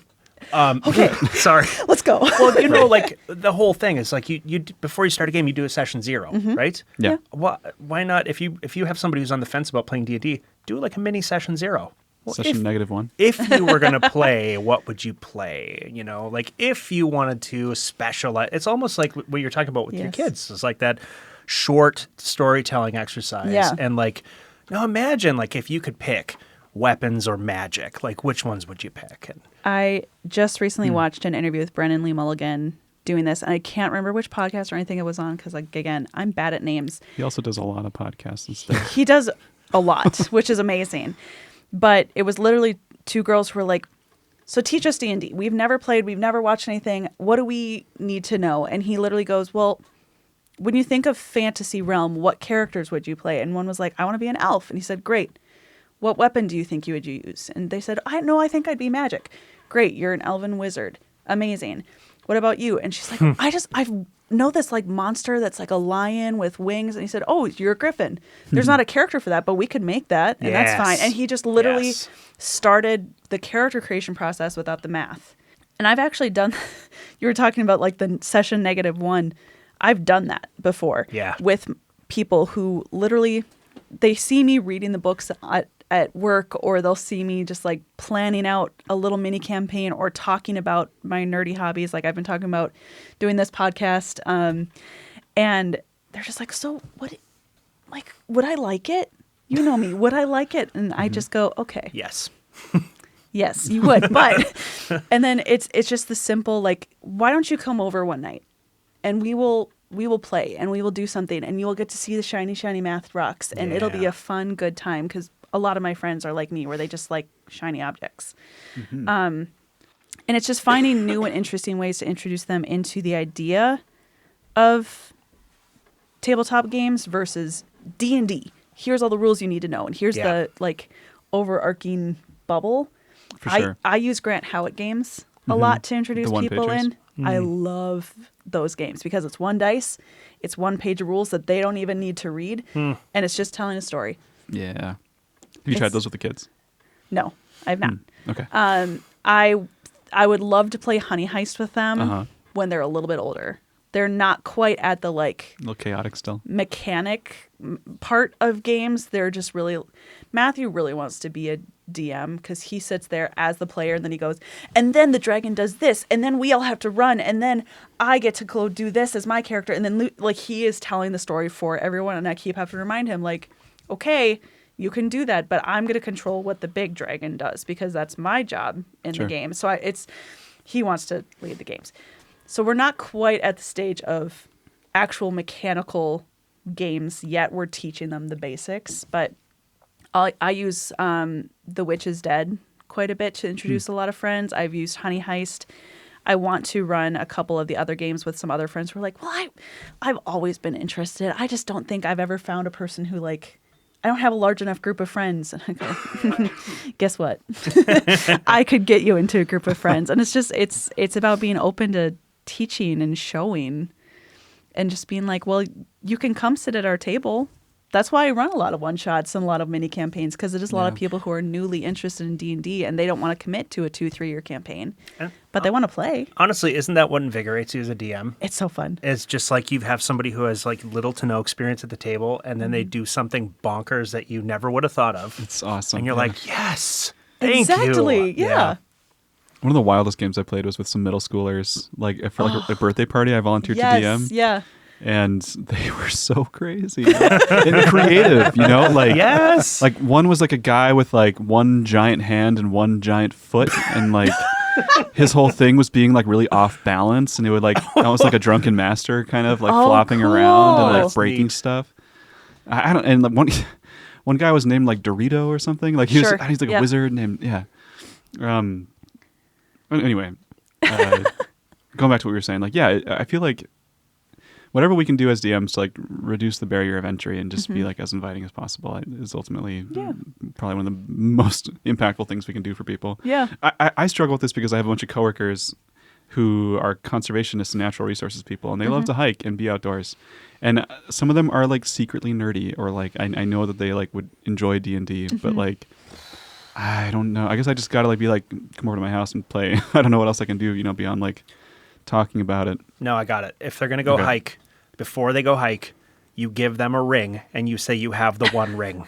You must complete your hike. LARPing. And Do LARPing for with that them. whole hike, they're going to just think about like, well, shoot, well, I mean, now I'm walking on this path. Like, what if orcs did pop out? Like, what would I do? And you're just going to plant that little seed in them. And Where is Gandalf? where is Gandalf? Why isn't he here? He's at the prancing pony, I bet. Yeah. Yeah. One thing I do like to do is, spoilers, Eliza, I like to hide gemstones ahead of time before we go on hikes. I've done that too. Yeah. Yes. Yeah. Love it. And be like, I hear that you can find gemstones, or fairies like to leave gemstones in tree trunks. Ours Eliza. were That's amazing. mushrooms. They were tiny little porcelain mushrooms. Cool. That the fairies left out. Yeah. Yeah. Yeah. We do a lot of, Jacob and I specifically do this with each other just because we are both nerdy storytellers, where it's like we'll be out hiking or out canoeing one day and we just see like a dark patch of water and we go, what monster lives in there? Nah. And is this a bad monster or is this a good monster? And is this just a little guy who just wants to be left alone? Or is this a portal to another realm? And we'll like start telling the story. And we start doing that with the kids on hikes too, where it's just like, why do you think that tree over there has all those mushrooms on it? And they'll start going, well, obviously it's because the tree is dying. And, you know, that's my oldest. But then Lucy goes, well, because fairies did it. Fairies made the mushrooms happen. And you go, okay, cool. What kind of fairies? And you just start doing that. Just got to start doing that with your girlfriends. Yeah. Start make-believe. Start storytelling with them. And start getting them to think outside I that think you're right. box I of... think I just need to step up a little bit more. Well, Yeah. And to be Yes. honest, like Let's go. as a species, the thing that defines us, one of the things, is our ability to tell stories, right? Our ability to tell tales and to imagine and to, you know, condense larger principles into shorter stories. So like it's in all of us. And like Yeah. one of my favorite examples is like when people who are like do a ton of fantasy football and they're like, I've never played D&D. They'd be like, there are stats in this game, you know. Like Yeah. they go wild over the stats Oh, yeah. in fantasy football. And it's like every person has got something that you can find in D&D. You just got to find what it is. One of the early memes I saw on Facebook 15 years ago said, "Fantasy football is just D&D for the guys who used to beat up the kids who played D&D." Yeah. Yes. I heard somebody Yes. describe it like a week ago as big muscly dude auto battler. And I was, Yeah. Sometimes they're fast dudes too. true. Yeah. Well, all right. Why don't we take a quick tour down the road of prep work as DMs? Oh. And Yeah. because there's like so many little So juicy many tidbits things. in this world. What does prep look like for you guys these days? And we've already talked about like it's pretty brief typically. Like one rule that I heard once that I've always kind of stuck with is that you should never spend more time prepping than you are going to be playing if you can. Yeah. Yep. Unless it's like early on, maybe. But anyway, I wish you had told me that before I cut you a check. Twin Portals is different. I think it completely depends on the type of game you're running. And that's going to be kind of a Right. cop-out answer. But like if true, you're though. doing a longer term campaign where you have to tie in 6 different characters' backstories and you have to figure out why this one player, where their parent is, and you have to figure out how to tie them into, you know, like you're doing a lot more background story work. So I feel like there is a lot more prep when it comes to that sort of, unless you go You'd off be the cuff. surprised. Yeah, you'd be surprised. See, that's how I would run it because that's how my brain has to connect things. It would definitely come naturally from the way that players are telling the story and Yeah. things that they talk about at their little campfire sessions, you know. But for me, I'm be like, I have to have this planned out. I am an overthinker and an overplanner and sort of a perfectionist, so it's fine. I've accepted that about myself. Well, but as a theater director background too, it's like we got to know what the costumes and set pieces and cues are and everything else. You gotta know. But I do think that there is something to be said of too much is too much, because you can spend 10 hours planning your little thing and then they go, yeah, but that forest you described as kind of spooky and foggy, we're going to go over there. Totally. Put one locked door in front of them, and Every time. that's it. Every time. Every time Yeah. you describe one thing just as like a word picture aesthetic to make the castle seem more creepy, and they go, yeah, but you said that there was howling in the woods. That means there's dogs out there. I want one. And they go do that, and you're like, guess I have to come up with an idea of how to have someone tame a werewolf now. There it is. Uh-huh. Yeah. So being prepared, I think it's more important to be prepared to be unprepared. Having a little toolkit to go of little mini sessions or tables that will help with encounters or treasures that they can find, having those sort of things just kind of at the ready. So if they say, I'm going to go search in this room and see what I can find, then you have a quick little thing to go, okay, this is going to happen when you go into that room, so you don't have to have it planned out. Yeah. That sounds really wise. Do you? I was just thinking, there's been so many times where I get to the end of an encounter and then they say, okay, we're going to loot the bodies.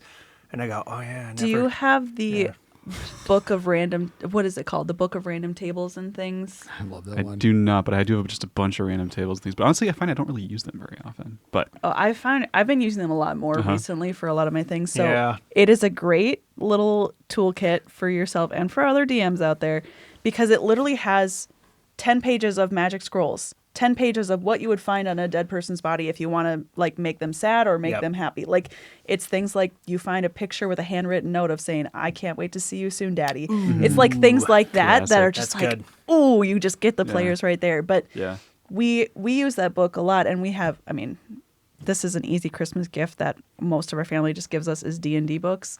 So we have like the Remarkable Inns, we have the Book of Random Tables, we have 20 different like NPC books and one-shot novels. So it's having those kind of tools where they might just sit on your bookshelf for a lot of the time. Yeah.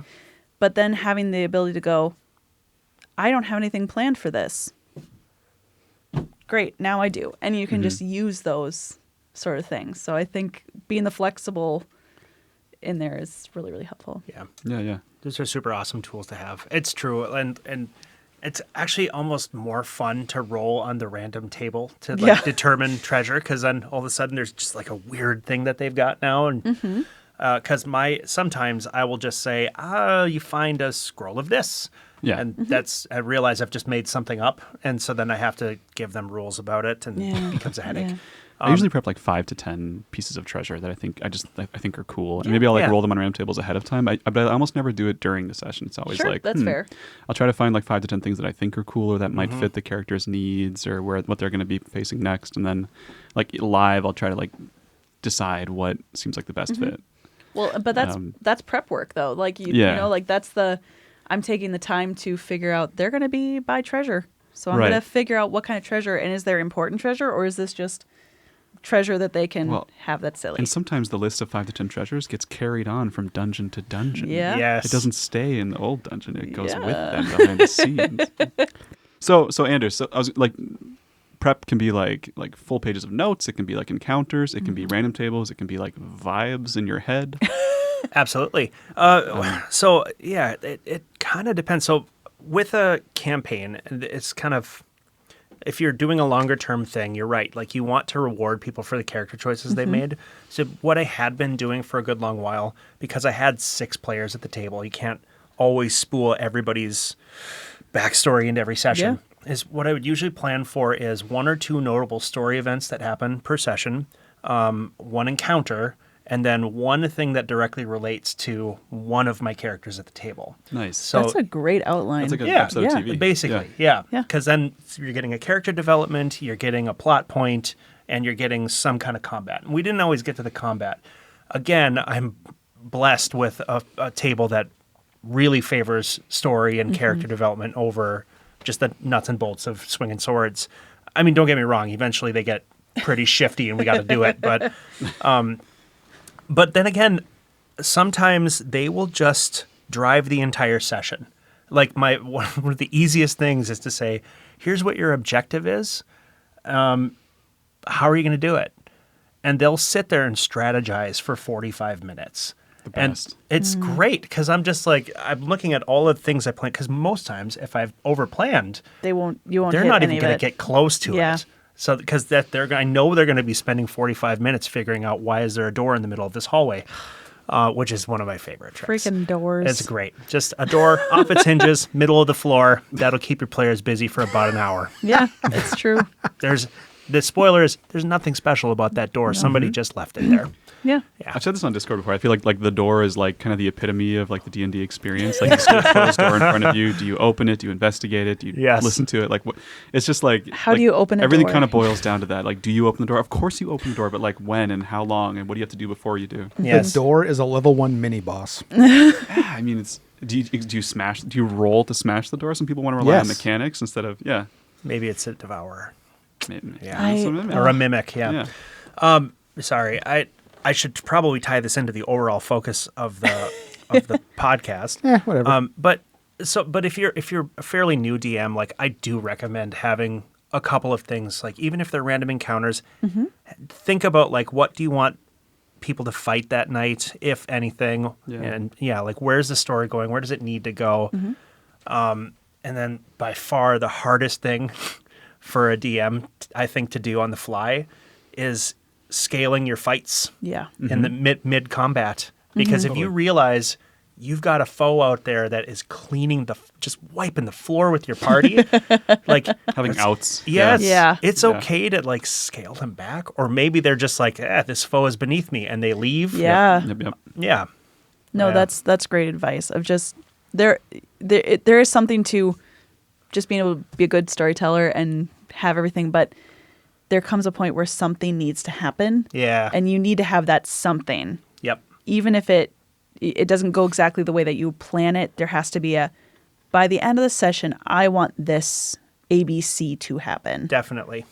But combats are sorry, if you are really good at combats, I don't know, but like off the cuff. I don't know. Am I really good at combat? Well, off the cuff, I mean, like I can yeah. plan out a combat and say, I'm going to have these characters, and then on initiative roll 20, I'm going to have these 3 next bad guys come in, and then, this event will happen. Like, I can plan that out, but on the cuff, I can't imagine coming up with a combat on the cuff. Mm-hmm. That seems really hard to me. What I kind of pivot to is the MCDM style of having like 3 big events in any combat encounter. If you're going to have a combat encounter, you might as well have like the bad guy's first big, like, this is what I do. Yeah. And then like Monologuing. the desperation move they do, like if they're starting to get beat up, the first round's passed. Okay, now I'm going to pull in my reinforcements or my secret potion or whatever. Yep. And then like the final like big like self-destruct or whatever, like the big climax move. Yeah. And if you can hit those 3 points in a combat, like whether it's like moves they do or like environmental things that happen, Yeah. like that's memorable. And usually combat only lasts like 3 or 4 rounds typically anyway. So Yeah. So if you can think of fun things to do with those. And the tricky part I find about combat too, and I'm getting better at, is it's not just about the bad guy. Like, what else is happening in the environment that makes it more tricky? yeah. Like, are they able to control the environment to make it change? Is there something happening outside of the building that you are trying to get to, or is there a glyph on the far wall that you need to turn off before the next 2 rounds of combat? Like putting that combat timer on. Yep. Like giving them an outside objective of, instead of just, it's just a monster, you need to kill it. Like giving them something else to focus on. I include chandeliers and ropes in like 1 out of every 5 combat encounters, I swear. And like they rarely get picked up on. It's amazing. Like I have to like really highlight it like every round, otherwise. There's also a rope right there. Yeah, it's 5 feet away from you. It has an AC of 6. Damage threshold of 1. Yeah. And you're all +5. Do you guys have? So you mentioned that you don't use source books. Do you guys have any like? You talked about some of the different random table books you use. Like for me, I've relied on a variety of stuff, like in short amounts. I do a lot of skimming of the internet. I've used AI to help brainstorm in the past. Like I do like being like, okay, I need like 100 ideas for this. Just like make a random table and then like I might pluck a couple things and adjust them. But do you guys have things that you've found like super inspiring or motivating or like? I mean, usually. Dang, everybody should check out this book. Well, actually, if you need some help, like as a DM, one of my friends, Tate, brought his baby book of names. Ooh. And that just has every. Oh, that's brilliant. I know. So For every time NPC he names. needed an NPC name That's- or a shopkeeper flip it name, open. That's just flip it brilliant. open to a random page. Yeah, this one's Starla. That's pretty cool. Yeah, I love that. that was a great trick. Yeah. Yeah. I have a lot of the source books at home, and we've only ever played through one like full campaign. We did the Witchlight Festival. That was our last full campaign that we just completed last year. But I like to go into those books and like just pull an event or something that happens, or like one has a really cool description of a marketplace that involves a lot of different cultures all coming together in one Yeah. spot. So like I'll take that description. So Yes. it's a lot of copy paste that happens.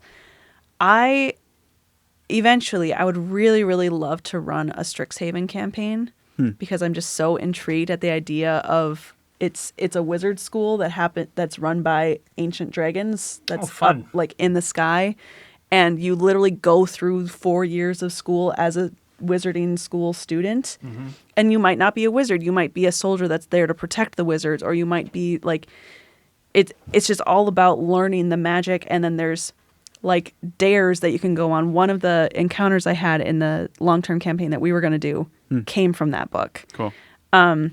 So it's just like a lot of little smatterings of intrigue, and it's actually where the Owlin character gets like fleshed out too in the Strixhaven. Yeah. So I just really would like to play something that's like more focused on learning the skills to become, and there's of course an underlying big campaign story that goes on underneath it too, but Like a dedicated place and characters Yeah, and a it's- routine that evolves. it takes place in this spot. Yeah. It's a huge campus, so there's lots of things to explore and discover, but that's where it all happens. I think Wizards has hinted that they're actually going to release another Strixhaven set in like the next year or two, somewhere in there. So I will be it's buying coming that. back. Good. Yeah.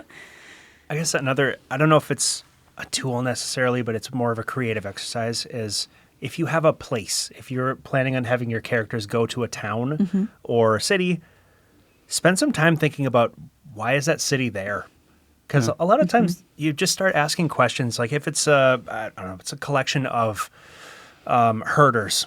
Okay, great. Well, why are they doing that? Well, because they sell the wool that they make. They make fabric. Okay, great. Well, now you have you have dyers You and have you a Quilters Guild. Yeah, you have Quilters Guild, and who handles the refuse? Who handles the guard work? Like, who feeds these people? Where does the wool go once it's done? Maybe it's on a river. It needs to go down the ferry. Great. Well, now somebody's got to protect that wool as it goes down the. Yeah. And it's just the more questions you ask about the nitty gritty, like how do people live in this world, the more ideas I tend to get. Like, oh yeah, actually.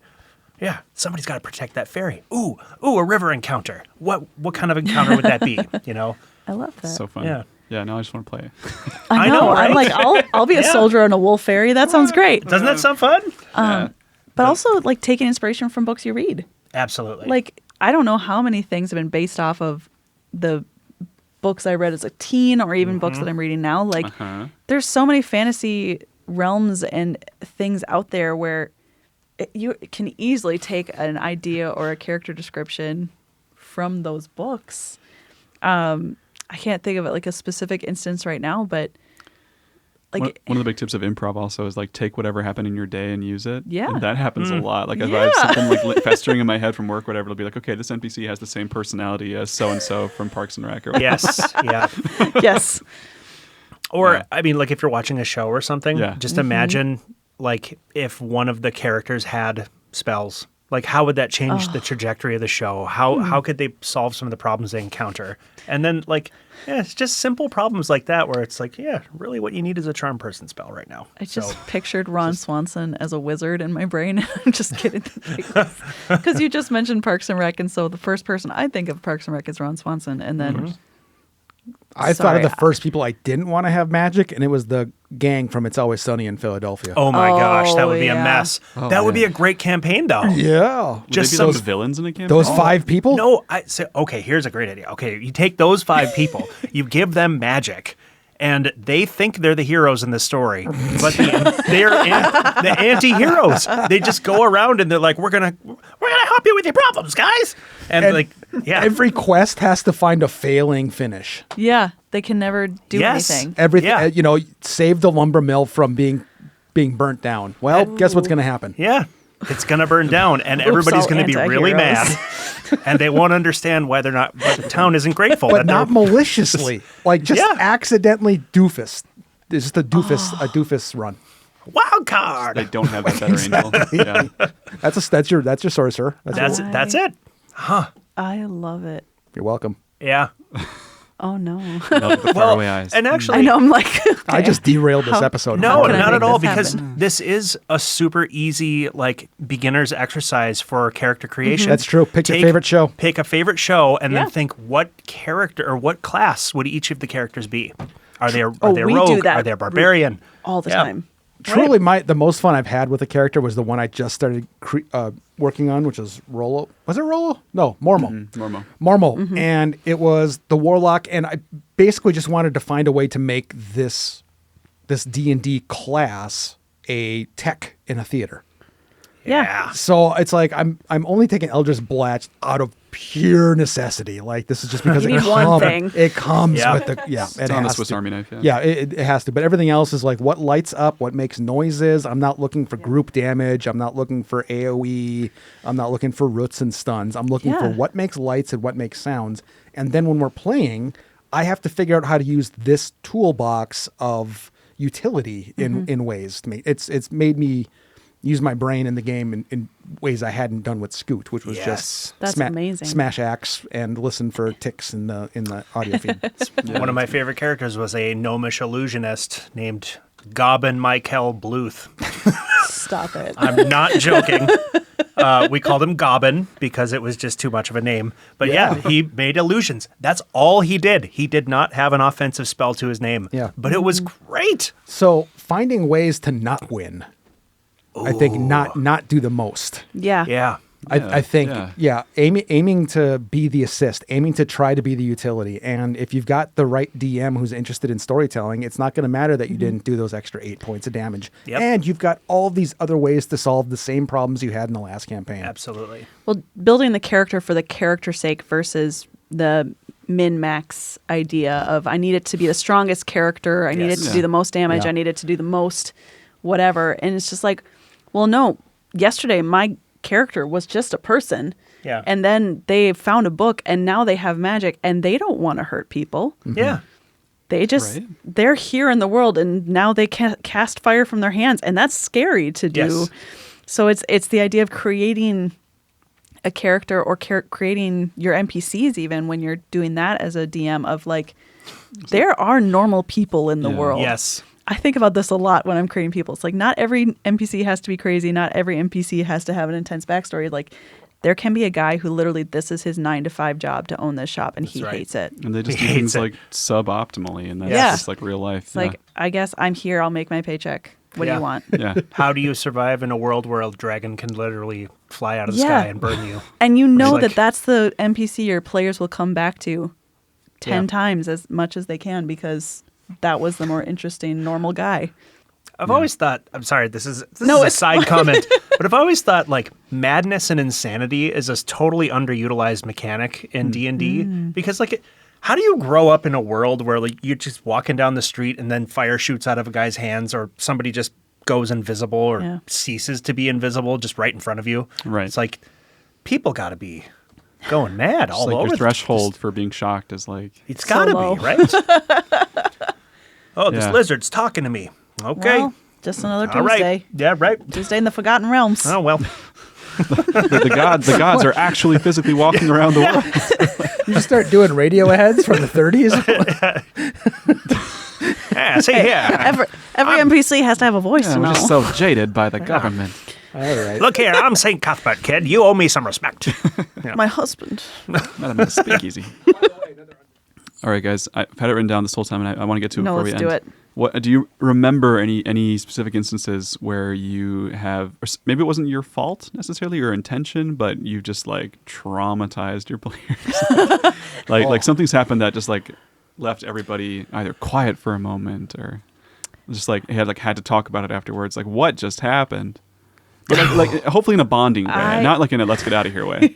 Like, I can think of like you go. Yeah. Okay, I had so during COVID we started a run of the published campaign Rime of the Frost Maiden, which is an interesting campaign because the way it's set up is that each player is dealt a secret or two when the campaign starts, and you're like not supposed to share them with other players. So it's supposed to develop this sense of paranoia that like gets heightened as the campaign goes on. It's this kind of like eldritch evil in the background in this very remote place, sort of like the Thing movie. Like you're kind of like, okay, like something is not right here, and it might have to do with my other players. Yeah. And that kind of supposed to like heighten, and there's like this subplot of like this thing that makes people go mad, and so like that's part of it. But because it was COVID era, like this campaign came out while everybody was already social distancing, so we were playing over Discord every time, and that really added, I think, to the like the doubts that everyone was feeling. Oh no! Yeah, like, and it was really fun. Like we had a great time. However, there were certain like things that were just hard to resolve when you weren't like face to face with somebody. There'd be a lot of like DMing, like behind the scenes. Like here's what I'm actually thinking. You know, like stuff like that. And eventually like we were also invested in it too because we weren't like, you know, seeing people very often outside of our home. So it was like this was like one of our main social outlets that like when serious things happened, like it was more impactful, I think. And I did the DM thing one time where I like I've done this to Scott too, where I had someone they were close to get sick, like in COVID era, like like there was this madness crystal that made like a cared for NPC like go like insolvent for a little while.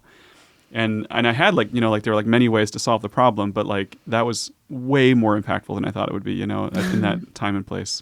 And I kind of wish I hadn't done that. And like, you know, we talked about it afterwards, but sometimes it can get real, I guess is the moral of that story. Oh, it amped up. It amped up. I'm like, we're solving this quest. Right. We'll reschedule for tomorrow, but we're solving this. Yeah, you gave my mom a respiratory infection during early COVID. Yeah. Oh, that's rude. rough. So, and I had learned the lesson from the previous campaign. I made sure the solution came up like the next session. Because it was like, this cannot sit. Like, it has to be solved immediately. Otherwise it festers. And I worked in a hospital at that time. Yeah. I didn't have social distancing or time off. They gave us 2 weeks off because they said, we don't know if this is going to kill you. 2 weeks later, they said, well, we don't have any money. Come on in. Yep. Yeah. Exactly. Yeah. Happy COVID. Yeah. Don't do that to Taga anymore. I never would. Thank you. I never would. Well, She's fine. She's fine now. I don't think it traumatized my players, but it definitely spiraled out of control. So in this last campaign, I had a guy that his name was John Daly, which I've now learned is a golfer.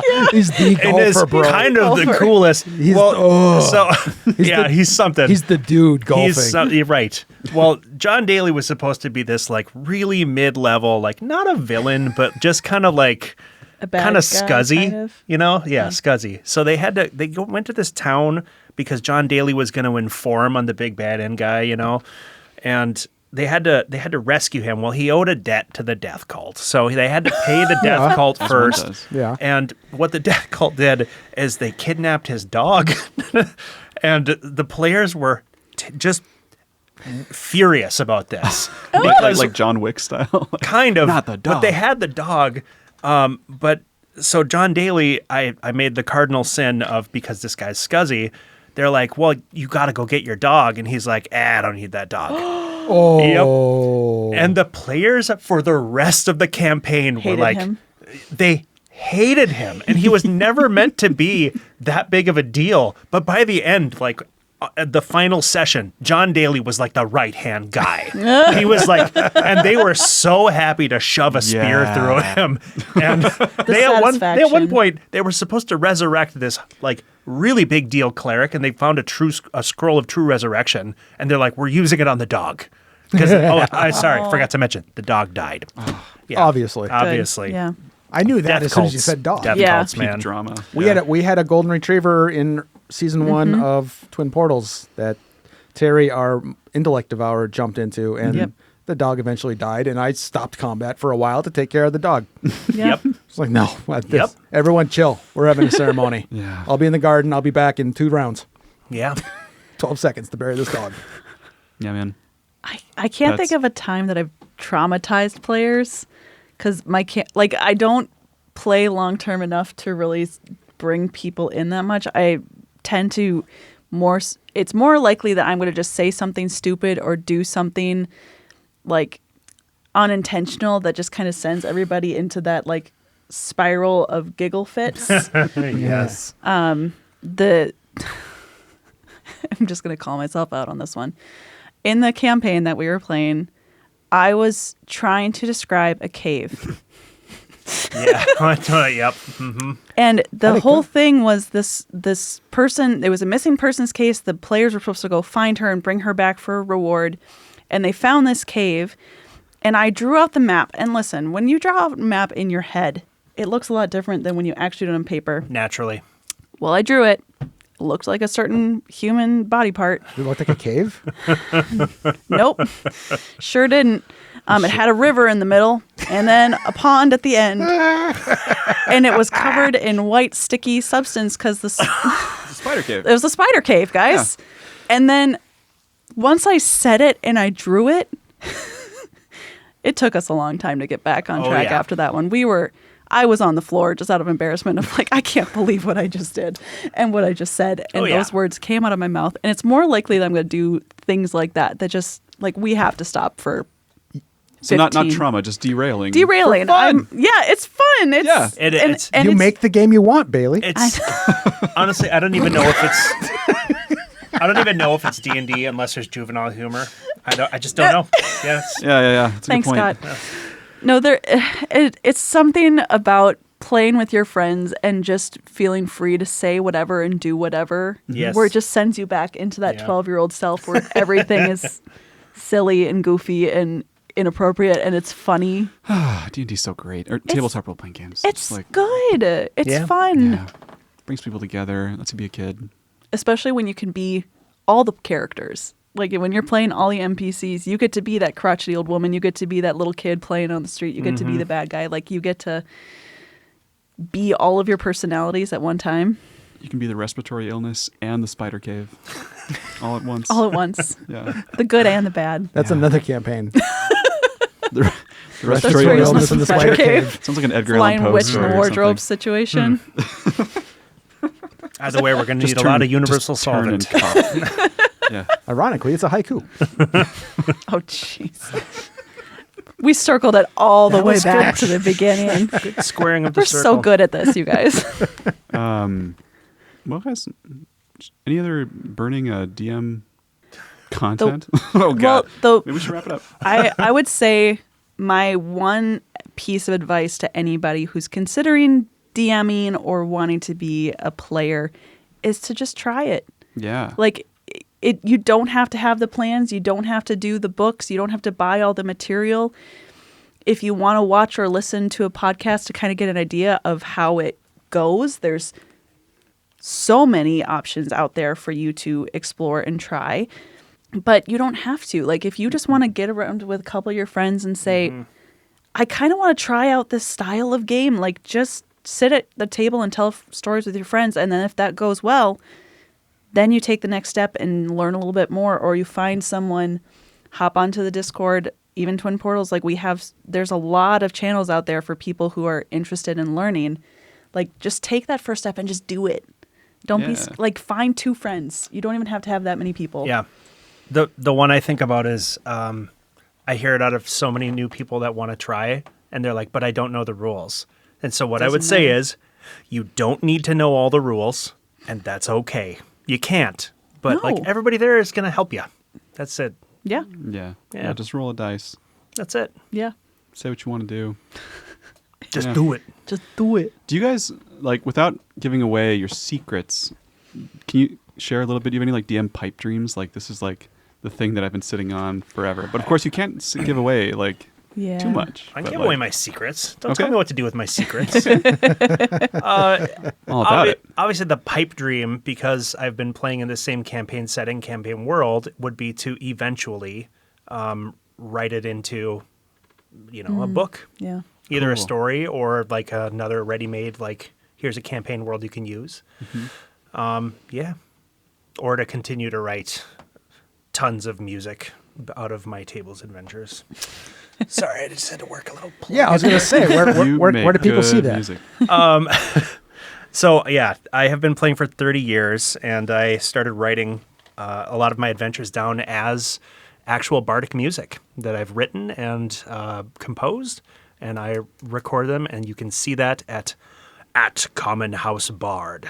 That's on the YouTubes, and it's on all the things. Icon right that. here. Yeah, That's absolutely. amazing. Oh, and there's Don't tell me where the icon goes. icon all over the place. Ding, ding, ding, ding, Yeah. ding. Yeah, that's awesome. Pipe dream. I've already talked about doing Strixhaven, which is more of just like I would like to do at some point, but I would love to do like an Oops All Bards campaign, or like an yes. Oops All something along that line, but also like a pirate themed one. I feel like could be really cool. Like I just have so many little like this would be fun, but an Oops All Bards campaign would be just so fun. You ever thought of the Kenku Bard cover band group? All they do is cover songs. Yeah, exactly. That's that's just- because they can't come up with their own There's stuff. nothing else. Yeah. But they can perfectly mimic anything else. But there's just so many different subclasses of bards that even though they're all playing bards, they'd all be different and they'd all have different specialties, but they have to work together to create the most like world-changing masterpiece or something. Like I love the idea of everyone being the same but completely different, It would be New Kids And- on the Block. making it work. Exactly. Yeah. Like they're the Backstreet Boys, but The Backstreet Boys, right? K-pop Demon Hunters. Yeah. I've had enough of that Yeah. in my life. Thank you very much. What a takedown. Down. Down. Oh, It's so good. It's really good. I do love it very, very much. It's just that I hear the songs every single day sung by my Same. 4-year-old. So Same. Yes. it's I liked it a lot the first time. listening to Isabel sing Takedown though is probably one of my favorite things to do. Aw. She also sings a strategy song. Oh, nice. Yes. Yeah. It It's is kind of a great. deep cut. It's a deep Yeah. cut, but she My kid- knows all the words. My kid likes Your Idol, which is like the bad guy song. I'm a little worried. That's I like also the loved song, all the yeah. villain songs growing It up, is- though. I They're know. better. They're They're good. so much better. Oh, yeah. yeah. Poor Unfortunate Soul. Come on. Be Yeah, man. prepared. All the good songs. Be came from prepared, villains. everyone. Or don't if you're not a preparation Or person. don't. But be prepared. But you don't need to be prepared to be a DM. We did it. Be prepared to have fun. Just do it. Be our guest.